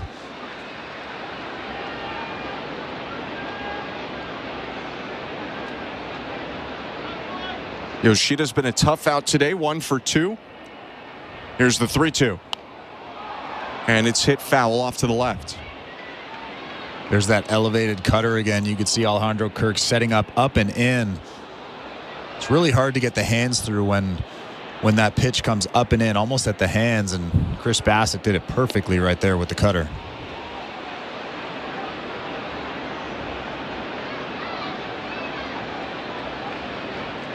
Bassitt steps back on the rubber, third base side. Another payoff pitch. Swing and a line drive. Dive in center, and Varsho tumbles to make the catch. Or does he? They're saying no catch right now. Shane Livensparger put his hands out like that was a trap. Varsho sure made it seem like it was a catch, and I think the Blue Jays are going to have to look at this one. It's pretty close. Yeah, the Blue Jays are definitely going to take a look at this, but whatever happens, that's an incredible effort from Dalton Varsho out there in center field. So we saw one quick slow motion replay as the Blue Jays have decided to challenge. You can see the ball bounce to a certain extent, but I think the question is, did it bounce off kind of the thumb of Varsho's glove? He was backhanding it. So does it bounce off the thumb of that glove and then get secured in the palm, or does it bounce off the ground and get in? This does feel like a hard one to overturn. Yeah, we've only seen one camera angle. This one right here might be a little bit better. I personally think it hits the grass before Dalton Varsho secures that thing. What do you think? I would agree, at least to the extent where you can't say definitively that it was caught. And they have held up the call. So Yoshida picks up the first Red Sox hit since the first inning. It'll be a leadoff single. But what an effort. Almost a highlight reel catch from Dalton Varsho. I feel like we see those at least once a series from him. A lot of the times, twice or three times a series from a guy like Varsho. Just misses out on another one there. Runner on first now, and Connor Wong at the plate. The pitch. Bunt shown, pulled back, pitch inside, ball 1. On the St. Louis Bar and Grill out-of-town scoreboard, potential World Series preview tonight. Baltimore Orioles are at Dodgers Stadium taking on the Dodgers, and it's Corbin Burns against Walker Buehler at 10:10 Eastern. All of our out-of-town scores brought to you by St. Louis Bar and Grill. 1-0. Called strike, 1-1. Corbin Burns coming off a tough one, and Walker Buehler really hasn't been all that great this season. No, limited starts, but yeah, his ERA Buehler around 6.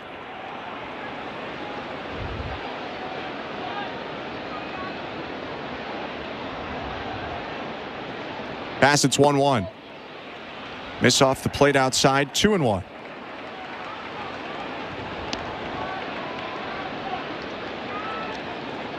Twice today, Chris Bassitt has struck out Connor Wong, both times on sweepers. Trying to even up the count now. It's 2 balls and 1 strike. Bassitt sitting on 95 pitches. From the stretch, the pitch. Upstairs, ball 3. How many pitches do you think he goes to tonight? Well, I think if he walks Connor Wong right here, that could be it. If he gets him, he could go 105, 110. Seems about right.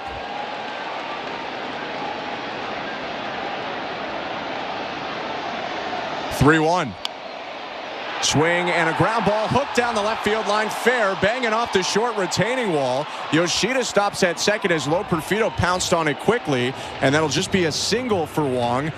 A big hit for the Red Sox, but could have been worse if not for good defense out in left field. Yeah, and in almost any other field, that's probably a double and maybe a run scores, but because we're at Fenway and that wall jets out, it hits off that short foul wall out there and right out to left field. Joey Loperfido picks that thing up and throws it into third base. Red Sox have runners on first and second, but could have been a lot worse for the Blue Jays. And the Blue Jays outfielders and infielders, Ernie Clement went out there as well. They're now uniquely qualified for plays like that because the Blue Jays have built a very similar wall jutting out at Rogers Center, just like it does at Fenway Park. Pete Walker out to the mound talking to Chris Bassitt right now. Bassitt trying to work through a jam here. Only allowed one base runner from the second to the sixth, but the first two have reached here in the seventh.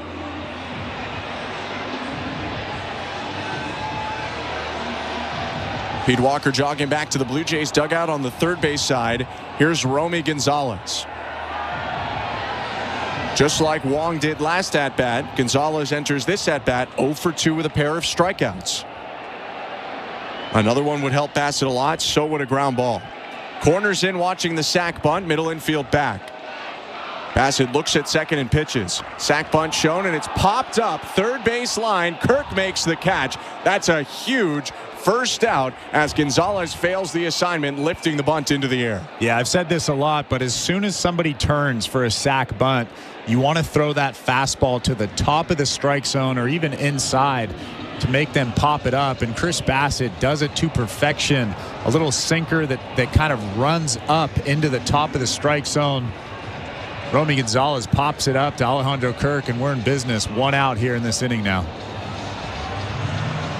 Bassitt going to the back of the mound now, getting a little extra grip with the rosin bag, and steps up to the top of the mound to face Cedon Rafaela. First and second for the Red Sox. Boston up 1-0. Bottom of the seventh. One out. The pitch. Swing and a miss. Strike one.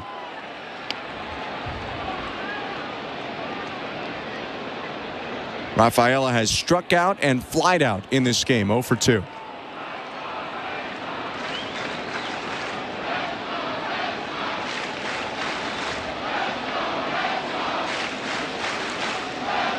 Bassitt's going to step off the mound before delivering the pitch and reset the clock. Taking a little extra time on this one. He looks up to the sky, goes to his right hip to the pitch comm, and now nods to Kirk. Bassitt set. Here's pitch number 100 on the day. Swing and a miss. Looping curveball, and it's 0-2.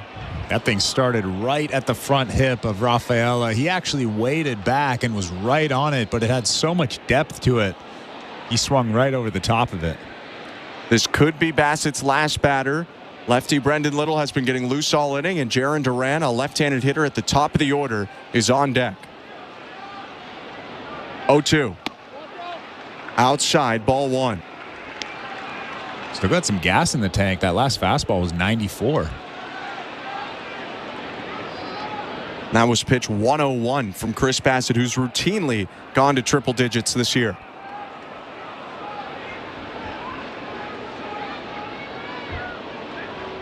One-two. Swing and a miss. Strike three. Got him on the sweeper. Strikeout number 9 for Chris Bassitt. Another good sweeper from Chris Bassitt, and here comes John Schneider.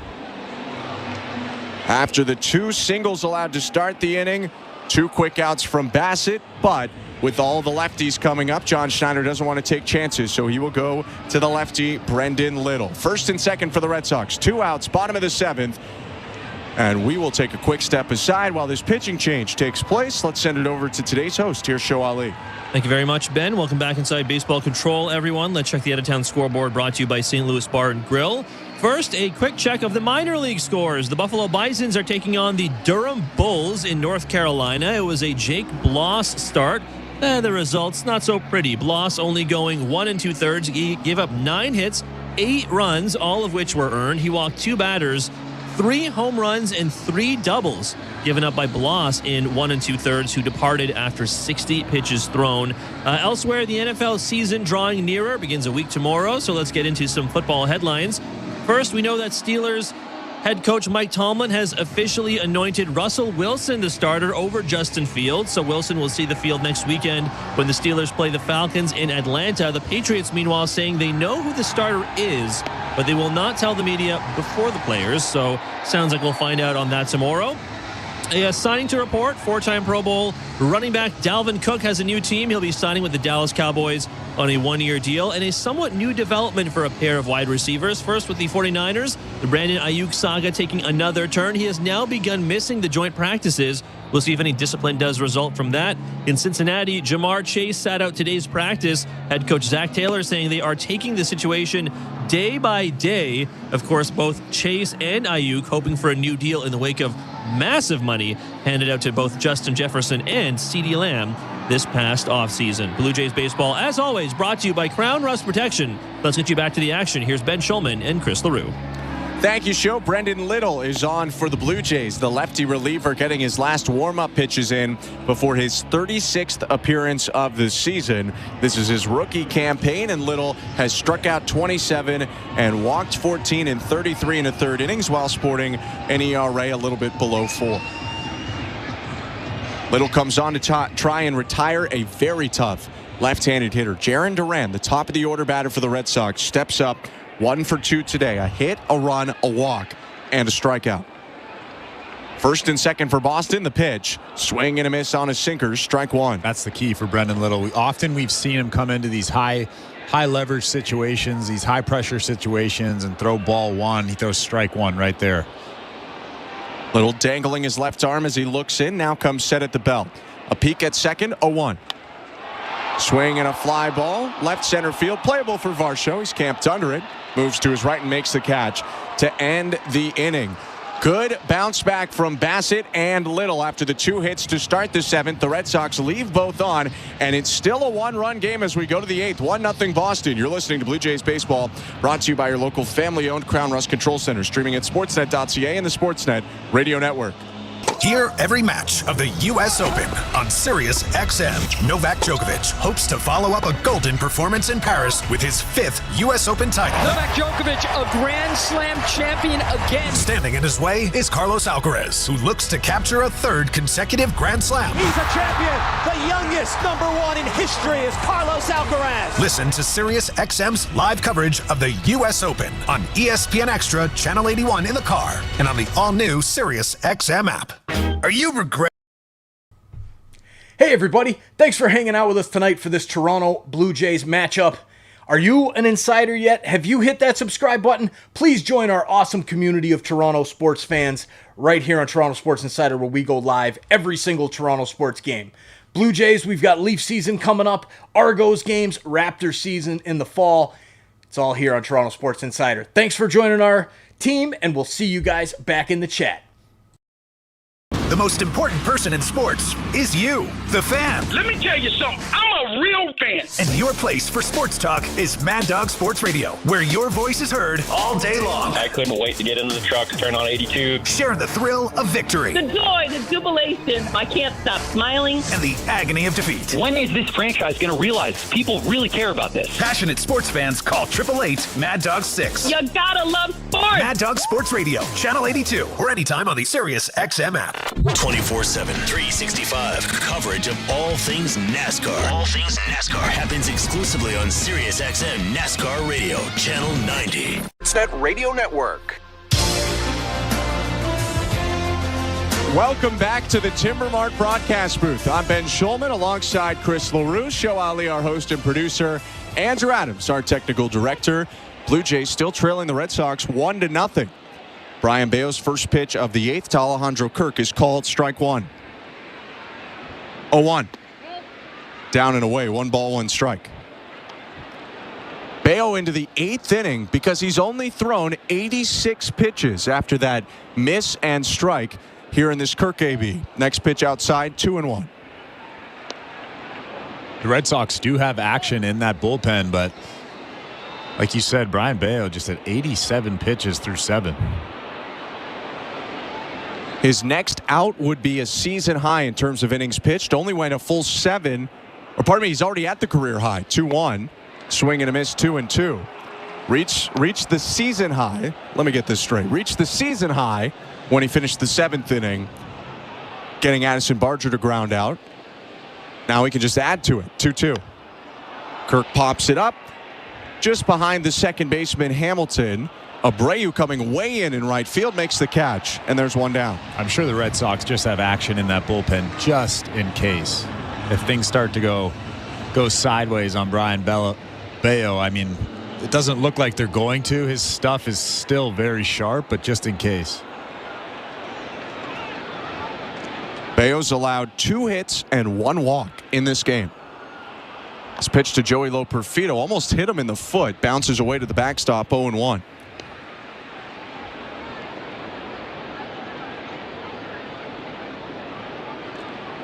'91st pitch of Bayo's start. Swing and a fly ball, left field line, slicing foul. 1 ball, 1 strike.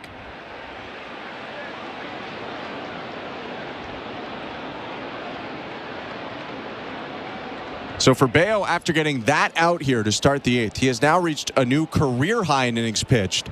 Had never gone more than 7 innings, but now has 7 1/3 on his line. Here's the 1-1. Loperfido hooks it on the ground to Casas, the first baseman. Flip back to Bayo. He steps on the bag. 2 outs. I mean, we've talked about his fastball all night long, but that was a great changeup right there. 89 miles an hour. Yes, it seems like it's a hard changeup, but it has a ton of movement on it. He's got the arm speed of a fastball, the release point of a fastball, and those are the 2 most important things with a changeup. So Bayo an out away from going through 8. Red Sox up 1-0, bases empty, top of the 8th. The pitch. Hit back foul into the backstop. It's 0-1. Ernie Clement is hitting.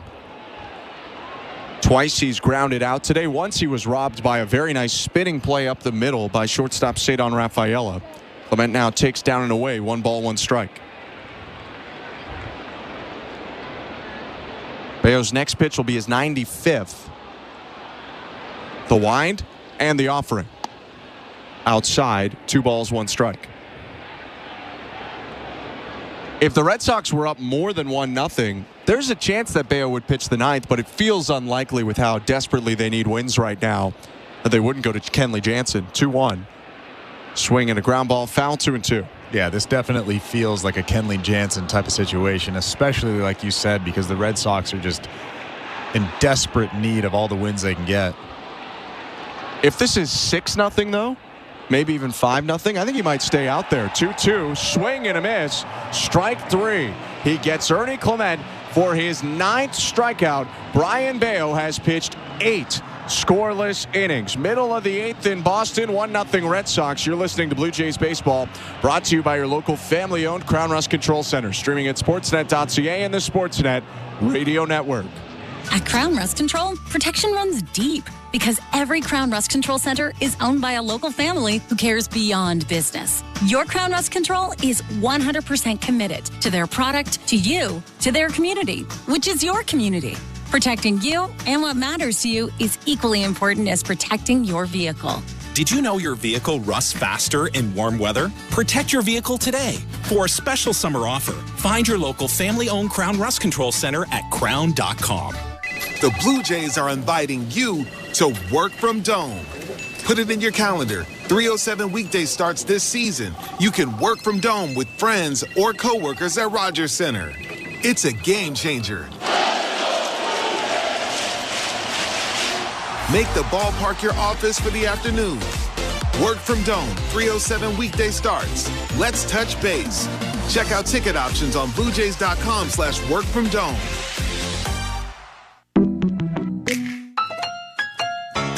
I am by your side. Got a heart so big, on this you can rely. No mountains too tall for the strong boots to climb. I am by your side. That was Desjardins Insurance, playing insurance with a heart so big it shows. Tune in for your auto and home coverage at desjardins.com/heart. Yeah, I This is Jose Berrios, and you're listening to Toronto Blue Jays Baseball on the Sportsnet Radio Network. This copyrighted broadcast is presented by authority of Rogers Blue Jays Baseball Partnership and may not be reproduced or retransmitted in any form, and the accounts and descriptions of this game may not be disseminated without the express written consent of Rogers Blue Jays Baseball Partnership or the Sportsnet Radio Network. After a loud rendition of Sweet Caroline in between the top and bottom of the 8th inning, Brendan Little back out on the mound, gets a swing and a miss from David Hamilton to start the home half of the 8th. Sweet Caroline is definitely louder when the Red Sox are winning. I would agree. 1-0 Boston, bottom of the 8th. The pitch to Hamilton. Just a little bit low. Hamilton, O'Neill, Casas, 2-3-4 in the Red Sox lineup. Boston's been quiet since the first when they scored a run on 3 hits. 1-1. Outside ball 2. Ryan Burr is warming up in that Blue Jays bullpen out in right field right now. Kenley Jansen warming up in the Red Sox bullpen. Brian Bayo got a hug after the 8th, top of the 8th, so he's probably done. 2-1. Bunt shown, and Hamilton puts it down fair in front of the plate, and Kirk has no play. By the time he got to that ball, David Hamilton was basically at first base. It'll go as a bunt single. Yeah, I think if it's anybody else outside of David Hamilton, maybe Duran, they're probably thrown out at first base. But David Hamilton, 33 steals this year. He has a ton of speed. And Kirk did go to corral it with the glove, and it kind of popped away. I'm not sure it would have mattered, but he didn't make the play clean. And now the first pitch to Tyler O'Neill is hit high to left field, and that ball is gone. Onto the monster seats, a 2-run homer for Tyler O'Neill, and the Red Sox take a 3-0 lead. And that was a sinker at 95 miles an hour right down the middle. Tyler O'Neill, such a great mistake hitter. You throw that ball down the middle, he's probably going to do that. 95 miles an hour with that sinker, and he drilled it over the green monster in left center. Second time O'Neill has homered off Little this season. That was the one righty he had to face in this inning, and O'Neill made him pay. You have to wonder why Ryan Burr's not in this ball game. If he's warming up in the Blue Jays bullpen, he's right-handed. Tyler O'Neill's right-handed. Well, I mean, the leadoff hitter was left-handed. The guy up now is left-handed, and the guy on deck is left-handed. First pitch to Tristan Casas, called strike. So you have to wonder why Ryan Burr is warming up. I think he was warming up for the situation of if this gets out of hand. I could be wrong. And it seems that I'm wrong. That's okay.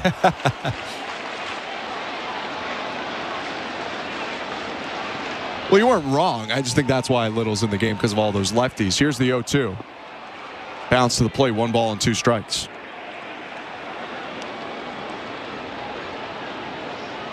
Regardless, that was a bomb. It was. My goodness. 24th of the year for the Canadian Tyler O'Neill. He is just adding to that attention he's going to get in free agency. 1-2 pitch, and Casas went around on a knuckle curve in the dirt. Kirk applies the tag. Strike 3. There's the first out of the bottom of the 8th. And Brendan Little really hasn't looked badly in this inning. He just made one mistake to Tyler O'Neill, made a couple of pretty good pitches to David Hamilton, then strikes out Casas. I'm a big fan of Brendan Little's. He's got good stuff, that knuckle curve, and then, of course, that mid-90s sinker. His pitch to Wilyer Abreu is bounced high in the air to second base. Charging in Wagner, transfers and throws to first, and gets Abreu on a sneaky tough play for the second out. Yeah, that was a really tough play. Had to transfer that ball from his glove to his bare hand. Red Sox seem like they're taking a look. Haven't made a decision yet, but that gives us a sec to welcome you to the Timbermark broadcast booth. I'm Ben Schulman. He's Chris LaRue. 3-0 Red Sox now on the 2-run homer by O'Neill. Abreu was actually called himself safe as he was crossing first base. We just saw the slow motion replay. He was out by about a half a step. It's hard to run the bases and be an umpire at the same time. That's a lot going on. First pitch to Masataka Yoshida in there, strike 1. So 2 outs after the 2 hits, but damage has been done in this inning by the Red Sox. Made a 1-0 lead a 3-0 lead. 0-1 pitch is hit on a soft line down in right center field, a base hit. 3-hit day for Yoshida, who is right on the Mount Rushmore of guys who really burn the Blue Jays. He just keeps doing it, and he's on first with 2 outs. Well, he didn't get all of that curveball from Brendan Little, but he got just enough of it. He got jammed, actually, and just dumped it in front of Dalton Varsho in center field. And with all of the lefties in the lineup faced, that is going to do it for Brendan Little in this appearance. He gives up 3 hits and 2 runs in this inning so far. We'll leave one on first, and Ryan Burr is on the mound next with 2 outs in the bottom of the 8th. 3-0 the Red Sox. Let's go over to our host today, Show Ali. Thank you very much, Ben and Chris. And before we check the St. Louis Bar and Grill out-of-town scoreboard, a quick reminder that once this game is in the books, Jays Talk will follow.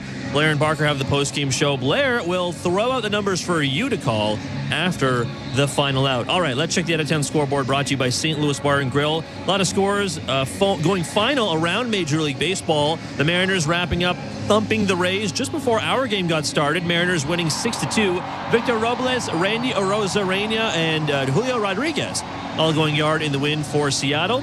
The Guardians also narrowly edging the Royals 7-5 as the AL Central has become quite close as of late. Cleveland rallying in the 7th inning with an RBI single for the late win. They reclaim sole possession of first place in the division with the win. A massive win for the Astros. They smoked the Phillies 10-0.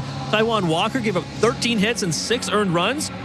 Yordan Alvarez had a hat trick of home runs. He went yard 3 times to account for 4 of the 10 runs. Alvarez now has 28 home runs on the season. A couple other finals as well. The Rangers beat the White Sox 3-1 in the first game of their doubleheader. The White Sox are playing the Rangers in game number 2 right now on the south side of Chicago.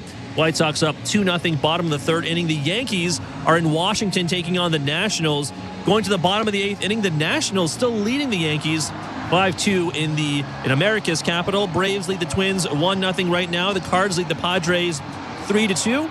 And after a delay, the Tigers-Angels game has gotten started. Tigers up 2-0 in the top of the 3rd inning. Blue Jays baseball brought to you by Crown Rust Protection. Back to the action. Here's Ben and Chris.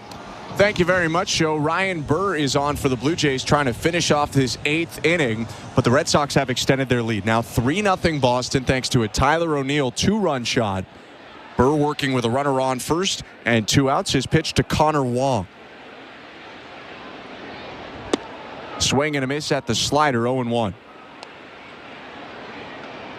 22nd appearance for Burr, ERA just below 5. And his last 2 appearances have basically been starts. He began the suspended game on Monday as the 0-1s hit foul 0-2. And then he actually started the bullpen day against the Angels on August 22nd. So he makes his return to a more familiar role now coming out of the pen. Yeah, and he's shown some good stuff this season. The good slider, the good fastball. I don't necessarily love him as an opener or a starter, but in this role, he's pretty effective. His 0-2.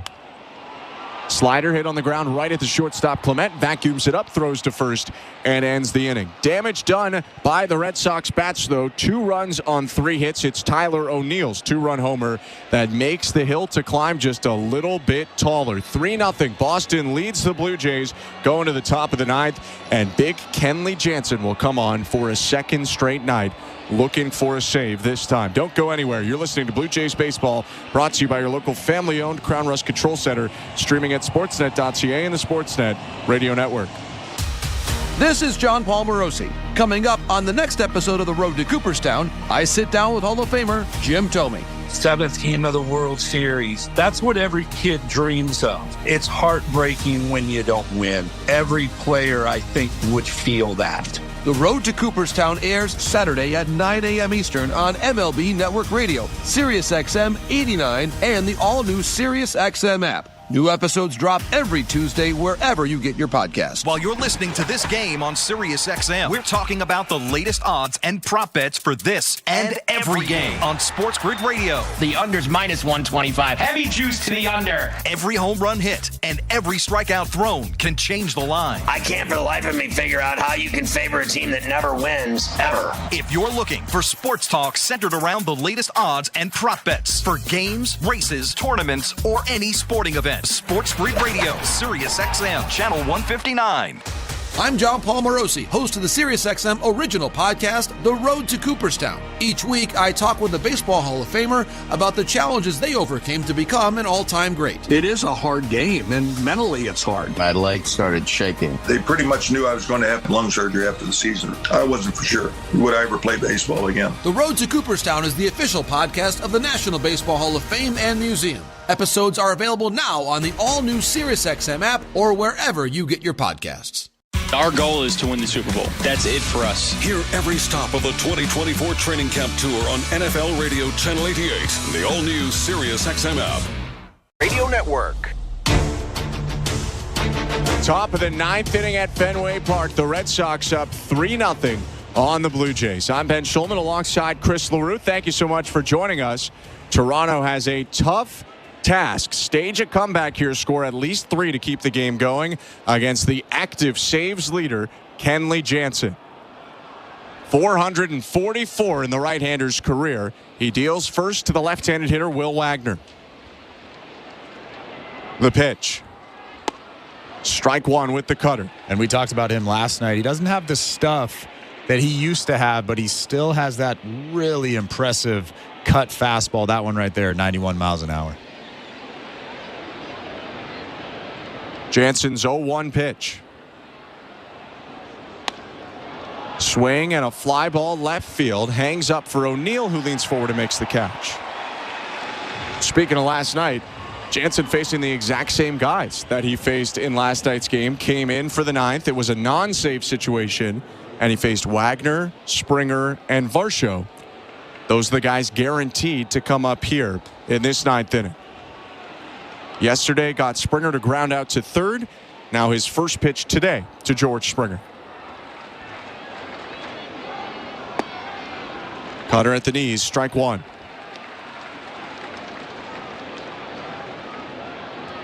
Blue Jays just never really got anything going against Brian Bayo today. A double in the second by Barger, a walk in the fifth by Barger, and a single by Guerrero in the seventh. 0-1. Springer hits it foul, 0-2.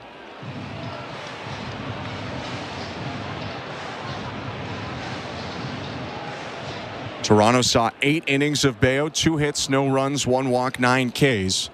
And they go right from that to Jansen. 4-time All-Star, sets near his chin. 0-2. Foul tipped into the glove, strike 3. A fastball right there, four-seamer at 96 miles an hour above the strike zone or at the top of that strike zone. George Springer looking back at the home plate umpire, obviously voicing his opinion about that first called strike on him to go down in the count 0-1. So Blue Jays down to their final chance. It's Dalton Varsho, who hit a solo homer off Jansen yesterday, and Varsho needs to get on to extend his 23-game on-base streak. First pitch is hit to right center field, and Duran runs into it, making the catch to end the game. The Red Sox score one early and add on late, but the story of the game, dominant pitching from Brian Bayo. Yeah, Brian Bayo was unbelievable. We saw that from start to finish. His fastball at 96, 97. He was locating it really, really well. But Chris Bassitt was almost just as good. He just had that rough first inning. He had a little bit of a speed bump, gave up that first inning run. And then after that, he was a completely different guy, locating all his pitches. It was actually a pretty fun game to watch. Pretty good pitchers duel. Red Sox take it 3-0, and they've now won 2 games in this series after the Blue Jays won the 2 games on Monday, setting up an exciting one tomorrow. We're not done with this one, though. We're going to take a quick step aside, wrap it up, and then send you over to Blue Jays Talk with Blair and Barker. So stick around. 3-0 Red Sox final. You're listening to Blue Jays Baseball, brought to you by your local family-owned Crown Rust Control Center, streaming at sportsnet.ca and the Sportsnet Radio Network. At Crown Rust Control Center, protection runs deep Because every Crown Rust Control Center is owned by a local family who cares beyond business. Your Crown Rust Control Center is 100% committed to their product, to you, to their community, which is your community. Protecting you and what matters to you is equally important as protecting your vehicle. Did you know your vehicle rusts faster in warm weather? Protect your vehicle today. For a special summer offer, find your local family-owned Crown Rust Control Center at crown.com. If you're looking for a fun day, did you know the day before Monday? Junior J Sunday. You can paint your face, come and meet Ace and run base to base. Junior J Sunday. So many things to do. You can bring your crew and even mom and dad too. Junior J Sunday. Sundays are for Junior Jays, and with all kinds of cool new games and activities in the exciting outfield district areas, there's no end to the family fun you'll have. If you're feeling the song, grab your dad or mom, visit BlueJays.com. Junior J Sunday. Hi, I'm Buck Martinez, live from the showdown between pizza, and inflation. First to the plate, with over 2 million sold, it's Fixed Rate Pizza, a hot and fresh extra-large 4-topping pizza for a fixed price of $17.99 until the end of 2024. Here's the delivery. And inflation strikes out. That's a swing and a drive for Fixed Rate Pizza. Lock in. What's up, Blue Jays fans? Thanks for hanging out with us tonight for the Toronto Blue Jays matchup. Please take a minute and exit out of the chat and hit that thumbs up button. Please smash that like button.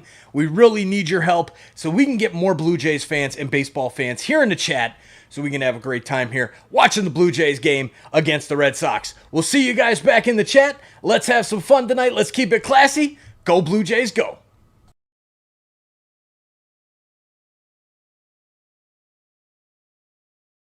Care. This is Toronto Blue Jays baseball. A drive to deep center field. Trout at the wall and watches it sail. On Sportsnet 590 The Fan and the Sportsnet Radio Network.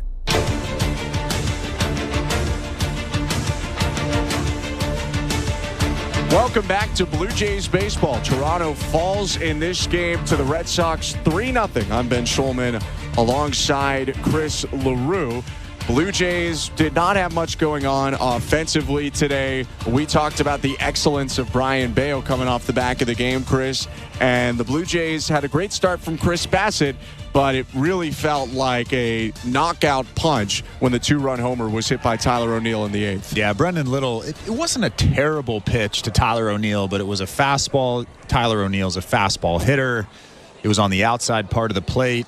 And it almost seemed like Tyler O'Neill was guessing fastball. He was right on that pitch, and he absolutely demolished it over that green monster. And after that 2-run homer, it essentially felt like the game was over.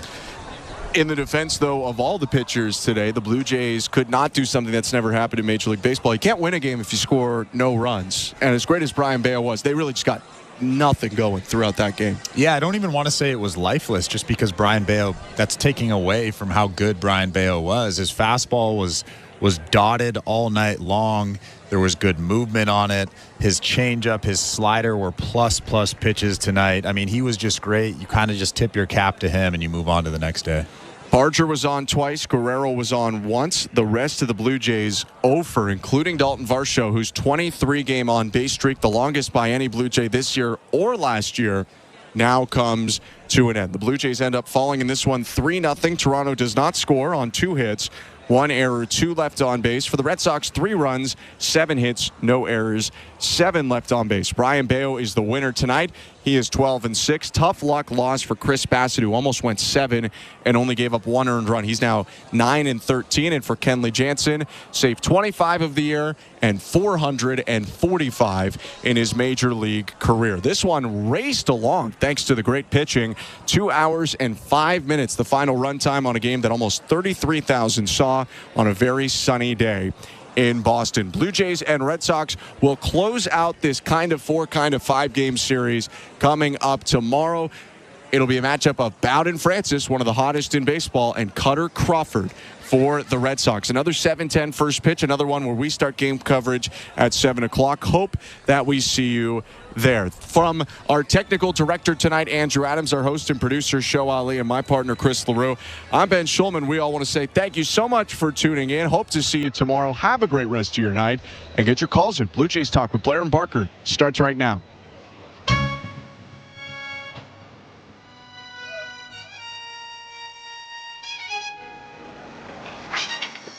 I mean, sometimes, Kevin, you just give it up to the pitcher. And you just move on. You don't try to read anything into the loss. Sometimes the guy in the mound is just better than you are. 3-0, the Boston Red Sox beating the Toronto Blue Jays tonight at Fenway Park. The numbers, as always, 416-870-0590, star 590, 1-888-666-0590. The Jays starting rotation very much in focus.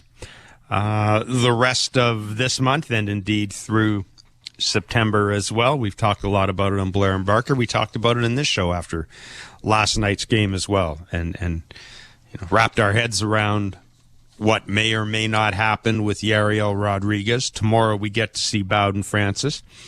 And Kevin will start. Again, I'll ask the callers at 416-870-0590, star 590, 1-888-666-0590. I'll ask you, how comfortable are you? Or how comfortable would you be with both Bowden Francis and Yariel Rodriguez in the rotation? Kevin, and we expect Chris Bassitt very much to be a part of the rotation next year, of course, barring a trade. Not much going on for the Jays tonight. Brian Bayo was awfully good. Chris Bassitt, though, from the third base side of the rubber. Explain that to me.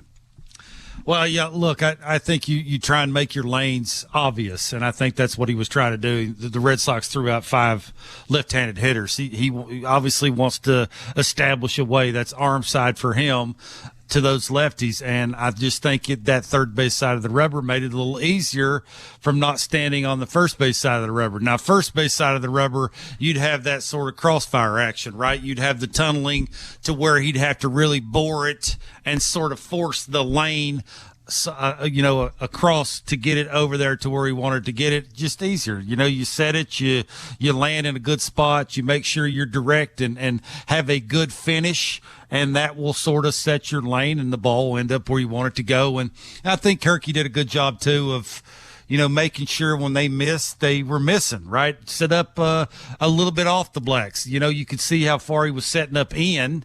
You're setting that, you're using that to, say, throw a ball up to get a swing and miss. It's like one pitch is feeding off the other.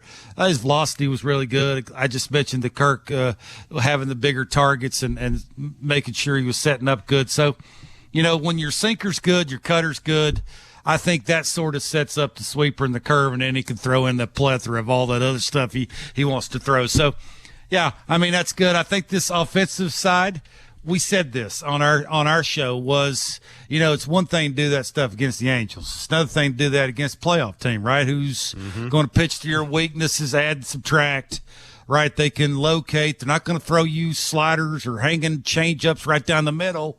You're going to have to work it. You're going to have to earn it, and I think the last couple of nights we're starting to see just exactly how hard that will be for this lineup. So, yeah, I mean, you asked the question about are you comfortable with them 2 dudes to back end. I'm comfortable if they bring in 2 thumpers. I don't care who pitches. Bing, bang, boom. 416-870-0590, star 590, 1-888-666-0590. Why am I not surprised you wouldn't go back to the 2 thumpers? If you want to know what I'm talking about, go listen to the Blair and Barker podcast and hear the back and forth between Barker and David Sampson on our show. Mr. Barker's shopping list for the Blue Jays about... Well, it's simple. About 10 deep. No, it's 3 deep. A closer and 2 thumpers. And David basically said he's blowing the whole entire thing up. He's trading Bo and Vladdy when the day the season's over. So no, I think what David was basically saying is that you were nuts to think that you were going to be able to get all those. I mean, just paraphrasing, he was being polite. The only person he would ever come out and call nuts is me. He was being polite with you. But makes for good radio for sure. Yeah, it does. Indeed, it does. When you're facing a guy like Brian Bayo, and you can tell early on in the game, Kevin, that he's got his A stuff, and just, as a young hitter, like what goes through your mind? What goes through your mind there? Yeah, I think you got to pick a side. All right, I mean, it's you give him the ball away, you give him the ball in. Like you can't cover the entire thing. You know, you had a good pace, right? That'd tell you he was locked in and not overthinking it. He wasn't overthrowing. I think the last couple of times that we've seen him up close and personal, right? He'll get in a bind, he'll overthrow, his mechanics are a little out of whack, balls all over the place, and you know, occasionally he'd hang a slider and he'd fall behind in counts, and he just didn't look like, you know, the Bayo I think they're used to seeing. The balanced attack, right? It was the 36 sliders, the 34 sinkers, the 20 changeups, and sprinkling the four-seamer, right? So that makes him unpredictable. And then you got the sharpness of the slider, right? The late movements of that thing added on to the high-octane velocity. And then once you get him locating glove side, that's the way to a righty into a lefty. I think that's what you got to do. I think you got to make that adjustment early, and then when you get it, you can't miss it. And again, I get back to that. It's just, you know, when some dudes are trying to find their way, and you got a guy on the mound who's feeling a little frisky and can locate, you know, sometimes that's a little hard on some younger guys. So it is what it is. I'm with you. You turn the page, and you know, it's a learning experience. Sometimes you got to learn the hard way, and I'm sure they'll take a little something away from this, and maybe the next time they face him, they'll have a better game plan. Andrew in Toronto, you're on Blue Jays Talk. Hey, guys. How are you guys doing? Doing well. More or less. I just want to say that you guys asked what I think about Bannon Francis and Yaro Rodriguez moving forward. I mean, I like them. I've seen nice spurts of them doing well, but, like, I don't know if I'm necessarily comfortable with them being in my rotation going forward next year. They might be. They might not. Like, there's not enough for all of a sudden Atkins to just bank on these guys.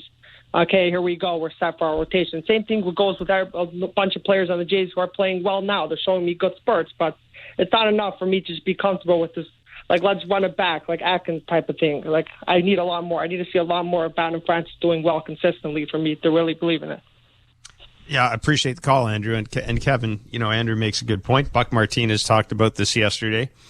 And Buck Martinez talked about this before we saw what we saw from Yariel Rodriguez. I understand it was the Angels. I understand it was 2 starts against the Angels and a start against the Cubs. I get that. But what I will say about this is I am more comfortable at this point in time thinking of Bowden Francis as being predictable compared to Yariel Rodriguez. I guess what I'm trying to say is I feel that he's more predictable than Rodriguez. Now this will be interesting. He'll be facing the Red Sox. It's going to get tough. He's facing some playoff teams now. Let's face it. He's facing some playoff teams. But I think I know what Bowden Francis is. I don't know what Yariel Rodriguez is right now. No, Yariel Rodriguez, that could be because he's much better than I think he's going to be. But I think I have a little more comfort level with Bowden Francis. Yeah, I think they have to be. I think they have to be good.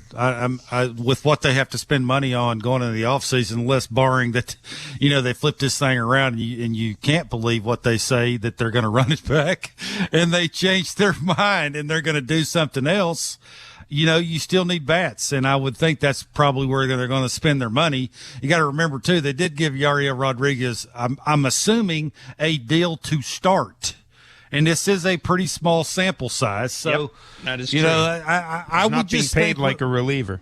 No, I would think with what they do have the options for the back end of the pen, it's going to be 3 or 4 of them guys fighting for 2 spots, right? So, you know, again, I just think if you sort of simplify it for Yariel, you know, eliminate a couple of his pitches, have him master fastball command because he's simplified a mechanic thing that he can repeat and actually feel when it's gone bad, then I think he'll be fine. You'll see consistent velocity out of that. And then with Bowden Francis, I mean, really, what do you expect from an R5 guy, right? I mean, do you expect what he's been giving you? Probably not. Just give you a decent chance to turn it over to the bullpen, and hopefully you win most of the games that he starts. You know, I think that's all you can wish for. So, yeah, I'm still in the camp. You got to go out and get you some bats and when he's pitching, maybe they score more runs, helps that back into the rotation out a little bit to where always they don't have to hold the other team from, 2 or fewer runs, which is almost impossible to do all the time. Yeah. I don't think there's any doubt about that. When you talk about, I hesitate to use the phrase taking pitches away from Yariel Rodriguez, but when you talk about maybe asking him to refine his arsenal a bit or limit it a bit, Kevin, is that something you have to do in the off season? Is it something you can do in the next, 2 or 3 starts? How would you go about doing that? Yeah, I think he's 27. I think there's some urgency from the organization and from the pitching coach to see what he is. I think they got to know going into the offseason whether they think he can start or not. Like, I really do feel that's where this organization is. And when I've asked the question, that's what I've been told. So, yeah, I think you got to have tough conversations with him. I would think the first thing you got to figure out, Jeff, is why he's not throwing hard consistently. Yeah. Whatever your velocity is, sit at it. It's the old Yusei Kikuchi thing, right? Is whenever I saw him, I would always ask you, where's his velocity at, right? We saw that high octane velocity with Seattle, and we rarely saw it with the Blue Jays early on. And then they made that mechanical change to where it was not any of that start and stop thing. And, the release point was impossible to get to consistently. And then they changed that. It was fluid. He could get to it. He could feel it when it wasn't there. He could make a quick adjustment, get back to it. And I think sort of that's what they have to do to Yariel. But yeah, he's 27. Put a little pressure on him to get it done. Some of the secondary pitches, I don't really think he's a feel guy. I think he's a grip it and rip it dude. Have him go out there and be that way. If he can feel it, throw it. And I hope that's, at least the people that I've talked to, I think that's what they're going to try and do. Tyler O'Neill's 2-run home run put the capper in this tonight. 3-0, the Red Sox beating the Blue Jays at Fenway Park. Ian in Ridgeville, you're on Blue Jays Talk. Hey, I was just wondering what you guys thought of a Cody Bellinger acquisition in the offseason, and as a result of that, moving George Springer to the DH. And then I also wanted to just chip in on the Ariel Rodriguez and Bowden Francis thing. I think Rodriguez is a good long reliever role, kind of like Yarborough's been for the Jays this year since they got him. And Francis, I think, would be a good number 5 starter. So I'll hang up and listen to you guys. Thanks. Yeah, I'm with Kevin on this. I think he's making about $10 million next year now. I don't think that money alone dictates what role you're playing. But I think that they. I'm with Kevin. I think they expect him to be a starter. I don't know what necessarily would be accomplished by putting him in as a reliever. Yeah. Seems to me you got Ryan Yarbrough to kind of be that guy. And, Jeff, the issues that he has punching people out, I just don't know what purpose he would serve in the pen, right? Yeah, like how would that translate in the bullpen? When he gets to 2 strikes, now what?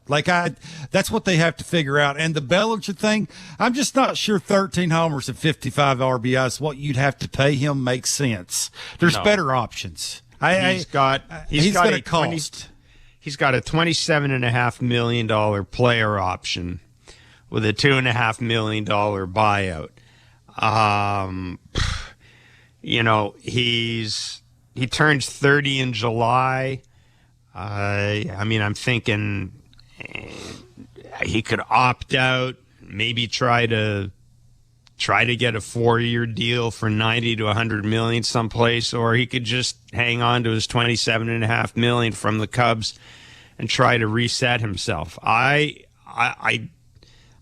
with Kevin. He can't be my primary acquisition.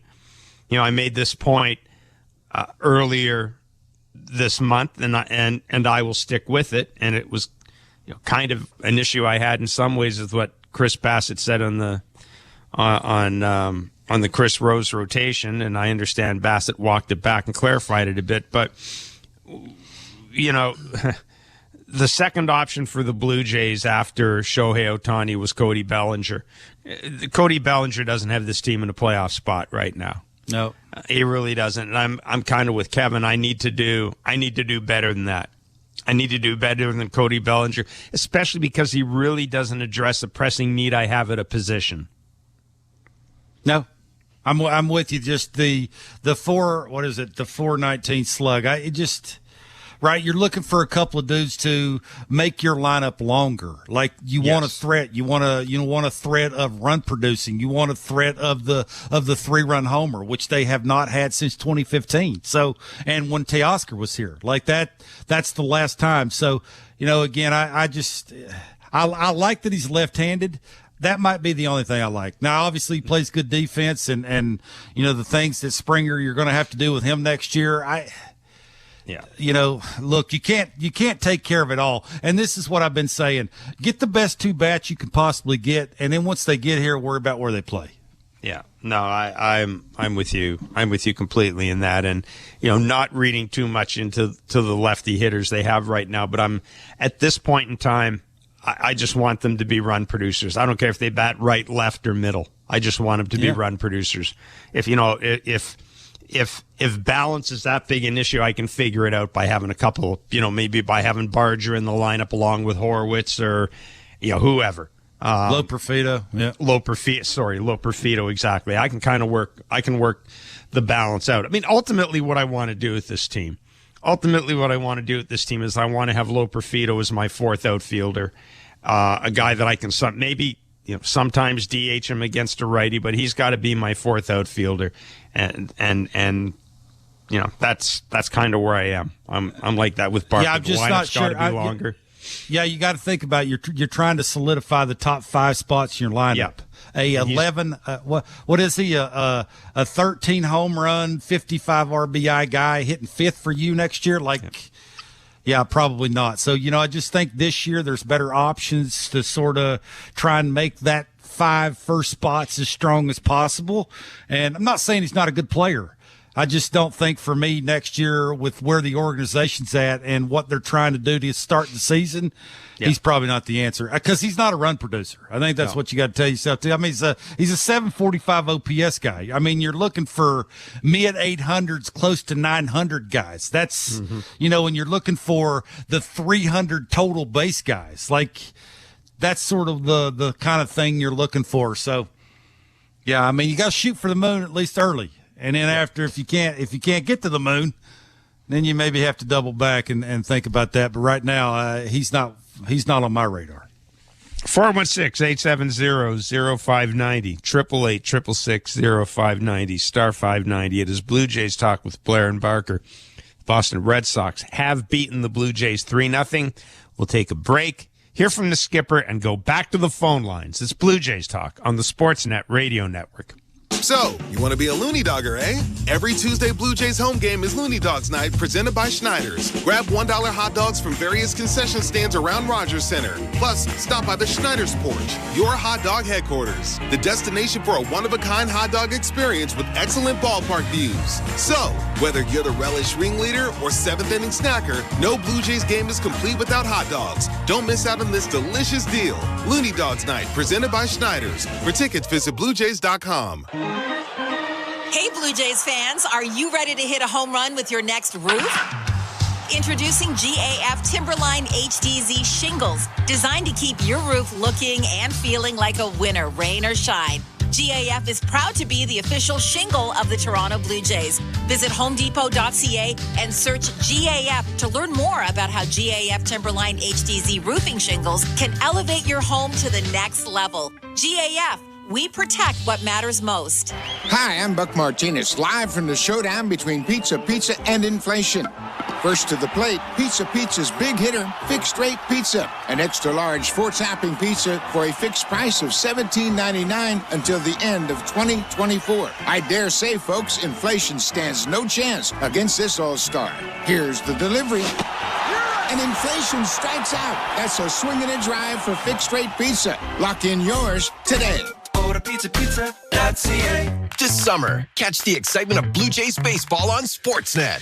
From pregame to postgame, Blue Jays Central breaks down what went down and why. When the action heats up on the field, Sportsnet.ca and the Sportsnet app take you deeper inside the game. Headlines, scores, highlights, and more. It is way out of here. Watch or stream on Sportsnet or listen to every game on Sportsnet 590 The Fan. All summer, only one source brings you closer to the action. Sportsnet, home of the Blue Jays. We're two men and a truck. So, you're moving to a new home, and all that's left to do is to call a mover you know you can trust. Well, naturally, you think two men and a truck, since you know they have lots of men and lots of trucks. They'll wrap, pack, and move everything you own. With a 96% referral rating and the professionalism you can trust, the choice is simple. For a free in-home estimate, call today. We're two men and a truck. Two men and a truck, the movers who care. At Crown Rust Control, protection runs deep because every Crown Rust Control Center is owned by a local family who cares beyond business. Your Crown Rust Control is 100% committed to their product, to you, to their community, which is your community. Protecting you and what matters to you is equally important as protecting your vehicle. Did you know your vehicle rusts faster in warm weather? Protect your vehicle today. For a special summer offer, find your local family-owned Crown Rust Control Center at crown.com. This is Toronto Blue Jays baseball. Sprinting back, Varsho curling at the track. He leaps, and he made the catch! On Sportsnet 590 The Fan and the Sportsnet Radio Network. Man, I mean, settled in after the first, and really good mix. He was getting... breaking ball was really good to righties, and I think that, you know, the cutter kind of up and out to lefties was a really good pitch for him. When he's mixing his pitches and kind of going back and forth, he was locating his fastball in and out. It's a tough lineup to go through, but I thought he did an outstanding job. John Schneider talking about his starting pitcher tonight, Chris Bassitt. Certainly Chris Bassitt going toe-to-toe with Brian Bayo in a 3-0 Blue Jays loss. Tyler O'Neill getting the final 2 runs for the Red Sox with the home run off of Brendan Little as, Alex Cora's lineup construction kind of came through tonight. John Schneider was in a situation where I didn't have an issue with him not going to a righty there because he's got a bunch of lefties coming up. I think, you want to find out some things about guys. Right? You especially want to find out some things about guys in the bullpen. No, I'm not saying you get rid of a guy because he gave up a home run, but you're going to be pitching in the American League East. You're going to be running into Tyler O'Neill down 1-0 in the 8th inning in some games. You're going to have to come through in that. Well, I said this, sometimes you got to learn the hard way, and the hard way is better sank and not two sink. When it sinks and it's 95, you're going to get him out. Yep. When it don't, even though it's on the black and it runs a little bit, running's on the barrel. And when you run it on the barrel of a dude, it looks like he's doing freaking, curls at the plate. The ball, you're not getting it back. So, I think sometimes you just got to learn the hard way, and that's exactly what happened. Yeah, the 4 out of the 5 batters in the 8th inning were left-handed. So you understood why John was running him back out there. But against the righty, you got to make a better pitch. You don't make a good pitch against a big league hitter hitting the middle of the order. You pay for it in that little short porch and left. So make better pitches. There's no such thing as loogies anymore, left-handed one-out guys. There just isn't. You got to be able to get your way. You got to be able to navigate your way through a right-handed hitter or two. And it's the pocket, right? Every once in a while, you're going to run into one. It's the 2 lefties and a righty, and the righty, you better get the sinker down. Yep. Kevin and Barry, you're on Blue Jays Talk. What's up, Kevin? How are you guys doing tonight? Doing okay, Kevin. That's good. I just wanted to get into a little bit of the good old Jays khakis, as Kevin likes to call them. The position players that they have right now just aren't good enough. We have probably half of the Buffalo Bison prospects in our lineup, and we're supposed to be, I guess, okay with that some of them are going to play next year on our team. I think if we're planning on doing that, we're going to fail. We have a pitching staff right now that's decent enough for us to probably be a playoff team. Our position players aren't good enough. We need some, as Kevin calls, bangers. We need a couple bangers at least in order to, make hay and try for a playoff spot next year, because we are not good enough. We have Buffalo Bisons on our team, and everybody's supposed to be excited because maybe they get a couple hits every once in a while, but against solid pitching that you're going to get in the American League East, they're going to struggle. So, they said they were going after Ohtani last year. They said that, but what did they spend? They spent on 3 guys that were 100 years old, and they're gone now. They were Band-Aids. So what are they actually going to do next year to make this team competitive? I appreciate the call, Kevin. Look, I mean, we'll say this. We've always said this about the Ohtani thing. The decision to pursue Shohei Ohtani was a business decision as much as it was a baseball decision. That money existed for no one else.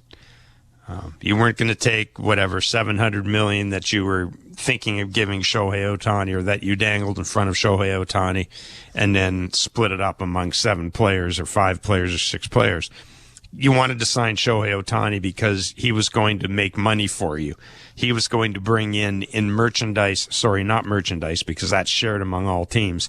He was going to bring in corporate sponsorships alone enough money that you would probably cover off his salary.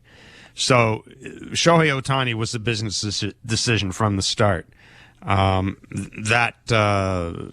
above Mark Shapiro's pay grade in that case. That was very much a Rogers board decision to pursue Shohei Ohtani. Going after Shohei Ohtani was like buying a TV station or something like that. I mean, that's the level that decision.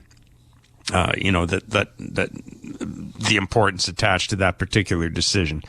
Juan Soto's out there this year. I think the Jays will probably make a call on him. Juan Soto's still going to cost you, probably between $500 to $600 million. I don't think you can make a business case, to be honest. You can't make the same business case for Juan Soto you could make for Shohei Ohtani. But, Kevin, as Kevin said, people generally feel good about what they're seeing right now because for most of this year, this team was a hard watch. Nobody was having any fun. They weren't hitting home runs. I mean, we know what this team was about. At least now there's a sense of energy around the team. At least now you're starting to see some home runs. But Kevin's absolutely right. That'll work in September. Yep. But next April, we can't be looking at a team that's 10 games under 500 and going, yeah, but they're having fun, and they're frisky, and they're running all over the place. So Kevin's right about that. I mean, what I'm looking at this year, I'm trying to figure out which of these guys are going to be in my bench next year, and maybe which one of this group of guys is going to be a starter for me, beyond Springer and Varsho and Vladdy and Bo. That's where I am. Yeah, I think to Kevin's point, though, he feels a lot like a lot of fans feel of the Blue Jays, that the money that they did spend, they weren't very good at giving it to the right person. Like that's the thing, right? You need to get creative. You need to do a better job of that. And on the offensive side, now the pitching side, yeah, they're real good and quick about if they mess it up, they're going to get rid of that person to get somebody else in here. For whatever reason on the offensive side, it just hasn't been that way. So, although they didn't do that this year with pitching either. They really, they punted on the bullpen. Yes, for sure. That's what I was going to say. Yeah, they punted. Yeah, they punted on the bullpen. Bad year to do it because ain't going to be any 100-win teams. There might be a 195-win team. Like this would have been a good year to try to tread water. If you were the Blue Jays, this would have been a good year to make early moves and try to tread water. And I guess maybe that's the thing. You look ahead to next year, right? I don't know. Is this the new reality? I was looking at the teams in the American League, and I'm asking myself, okay, which of the teams in the American League this year are going to be worse next year? Realistically, there aren't a lot of teams that are going to fall off the face of the earth next year, Kevin, which makes me think that it may be another year where 92 win. You know what I mean? You may have another year where nobody's going to win 100 games. You may have another year where 95 can win a division. 95 wins can win a division for you. So maybe that plays into the Blue Jays' hands right? Maybe that plays into the Blue Jays' hands because there's so much balance. There's so many good teams that you may not have that big separation. Because I look at all these teams. Cleveland, look, there's going to be some regression. Cleveland might regress. Kansas City might regress. The Kansas City could be better. Minnesota is always Minnesota. Boston, I think, could be better. New York, the same, maybe better. Baltimore could be a little better. But Houston, maybe the same. I don't think there's going to be a big shakeup in the American League next year. So if that's the case, maybe it's easier to put a winning team together. Maybe I'm just being overly optimistic. No, I think you said it exactly the way it was supposed to be said. The American League's just like the National League's top heavy. Like you got a couple of behemoth teams, and then there's everybody else, and the Jays are lumped in with everybody else. And it's to your point. I don't think if you're fighting for a wild card spot, can they go and win the American League East next year? Probably not. But they should be in the hunt. Like if you do enough to score more runs and get a better bullpen, you should have a chance of making a wild card spot. 3-0, the Blue Jays have lost to the Boston Red Sox. They will wrap up the series tomorrow at Fenway Park. We'll be along with Blue Jays Talk again following that game. And as always, from 4 to 6 Eastern on Sportsnet 590, The Fan and Sportsnet, Blair and Barker. So thank you for listening to Blue Jays Baseball, brought to you by the local family-owned Crown Rust Control Centers in Gander, Newfoundland, and Port Hawkesbury, Nova Scotia. Protect your vehicle from rust today. Find your local family-owned Crown at crown.com, Canada's #1 rust protection.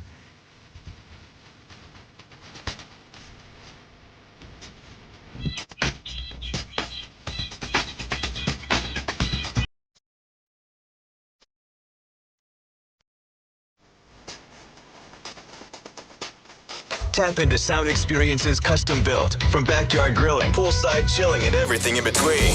From sizzling hip-hop mixes to carefree country specials. Good classic rock riffs.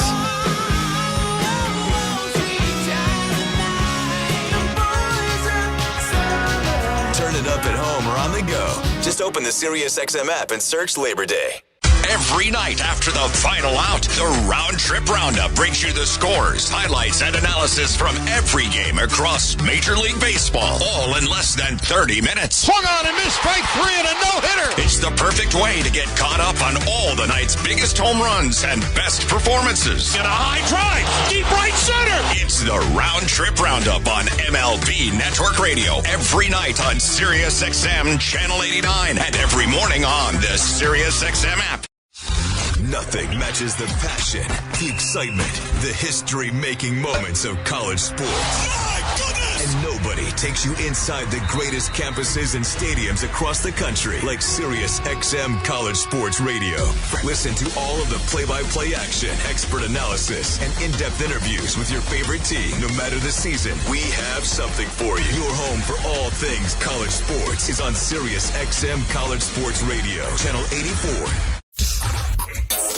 In season or out of season, the #1 place for college sports is SiriusXM College Sports Radio, Channel 84. Excitement of Blue Jays baseball on Sportsnet. From pregame to postgame, Blue Jays Central breaks down what went down and why. When the action heats up on the field, Sportsnet.ca and the Sportsnet app take you deeper inside the game. Headlines, scores, highlights, and more. It is way out of here. Watch or stream on Sportsnet or listen to every game on Sportsnet 590 The Fan. All summer, only one source brings you closer to the action. Sportsnet, home of the Blue Jays.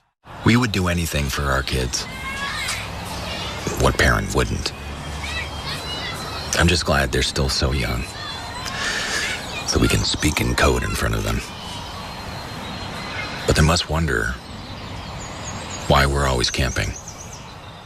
Don't let homelessness assumptions get in the way of homelessness solutions. Go to CanadaCanDoIt.ca.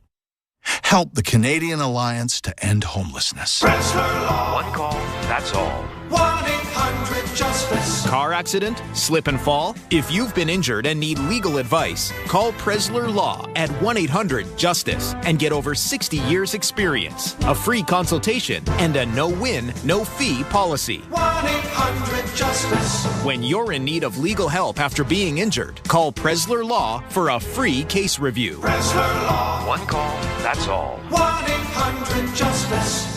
Ribsanity is back at St. Louis Bar and Grill, and we're not messing around. Get all-you-can-eat ribs, but only for a limited time. Leave your Sunday best at home and have your dry cleaner on standby, because this is gonna get saucy, and you're gonna be a hot mess.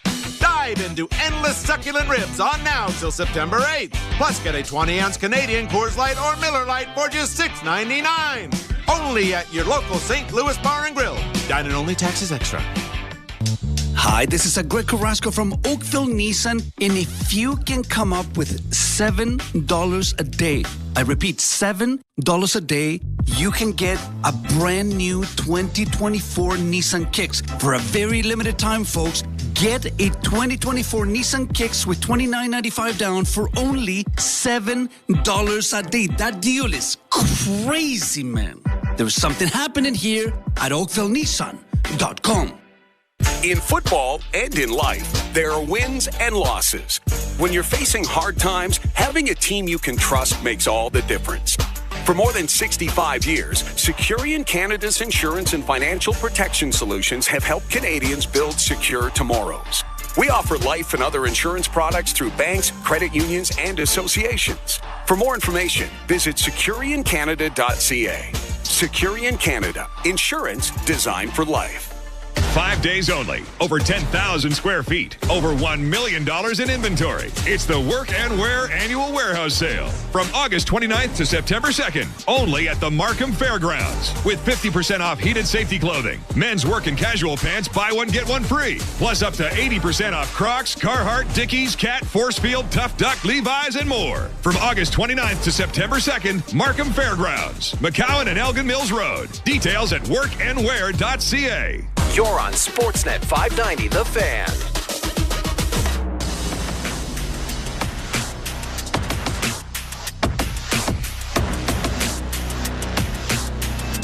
You're listening to The Bart Winkler Show, live from Milwaukee. Here's Bart Winkler.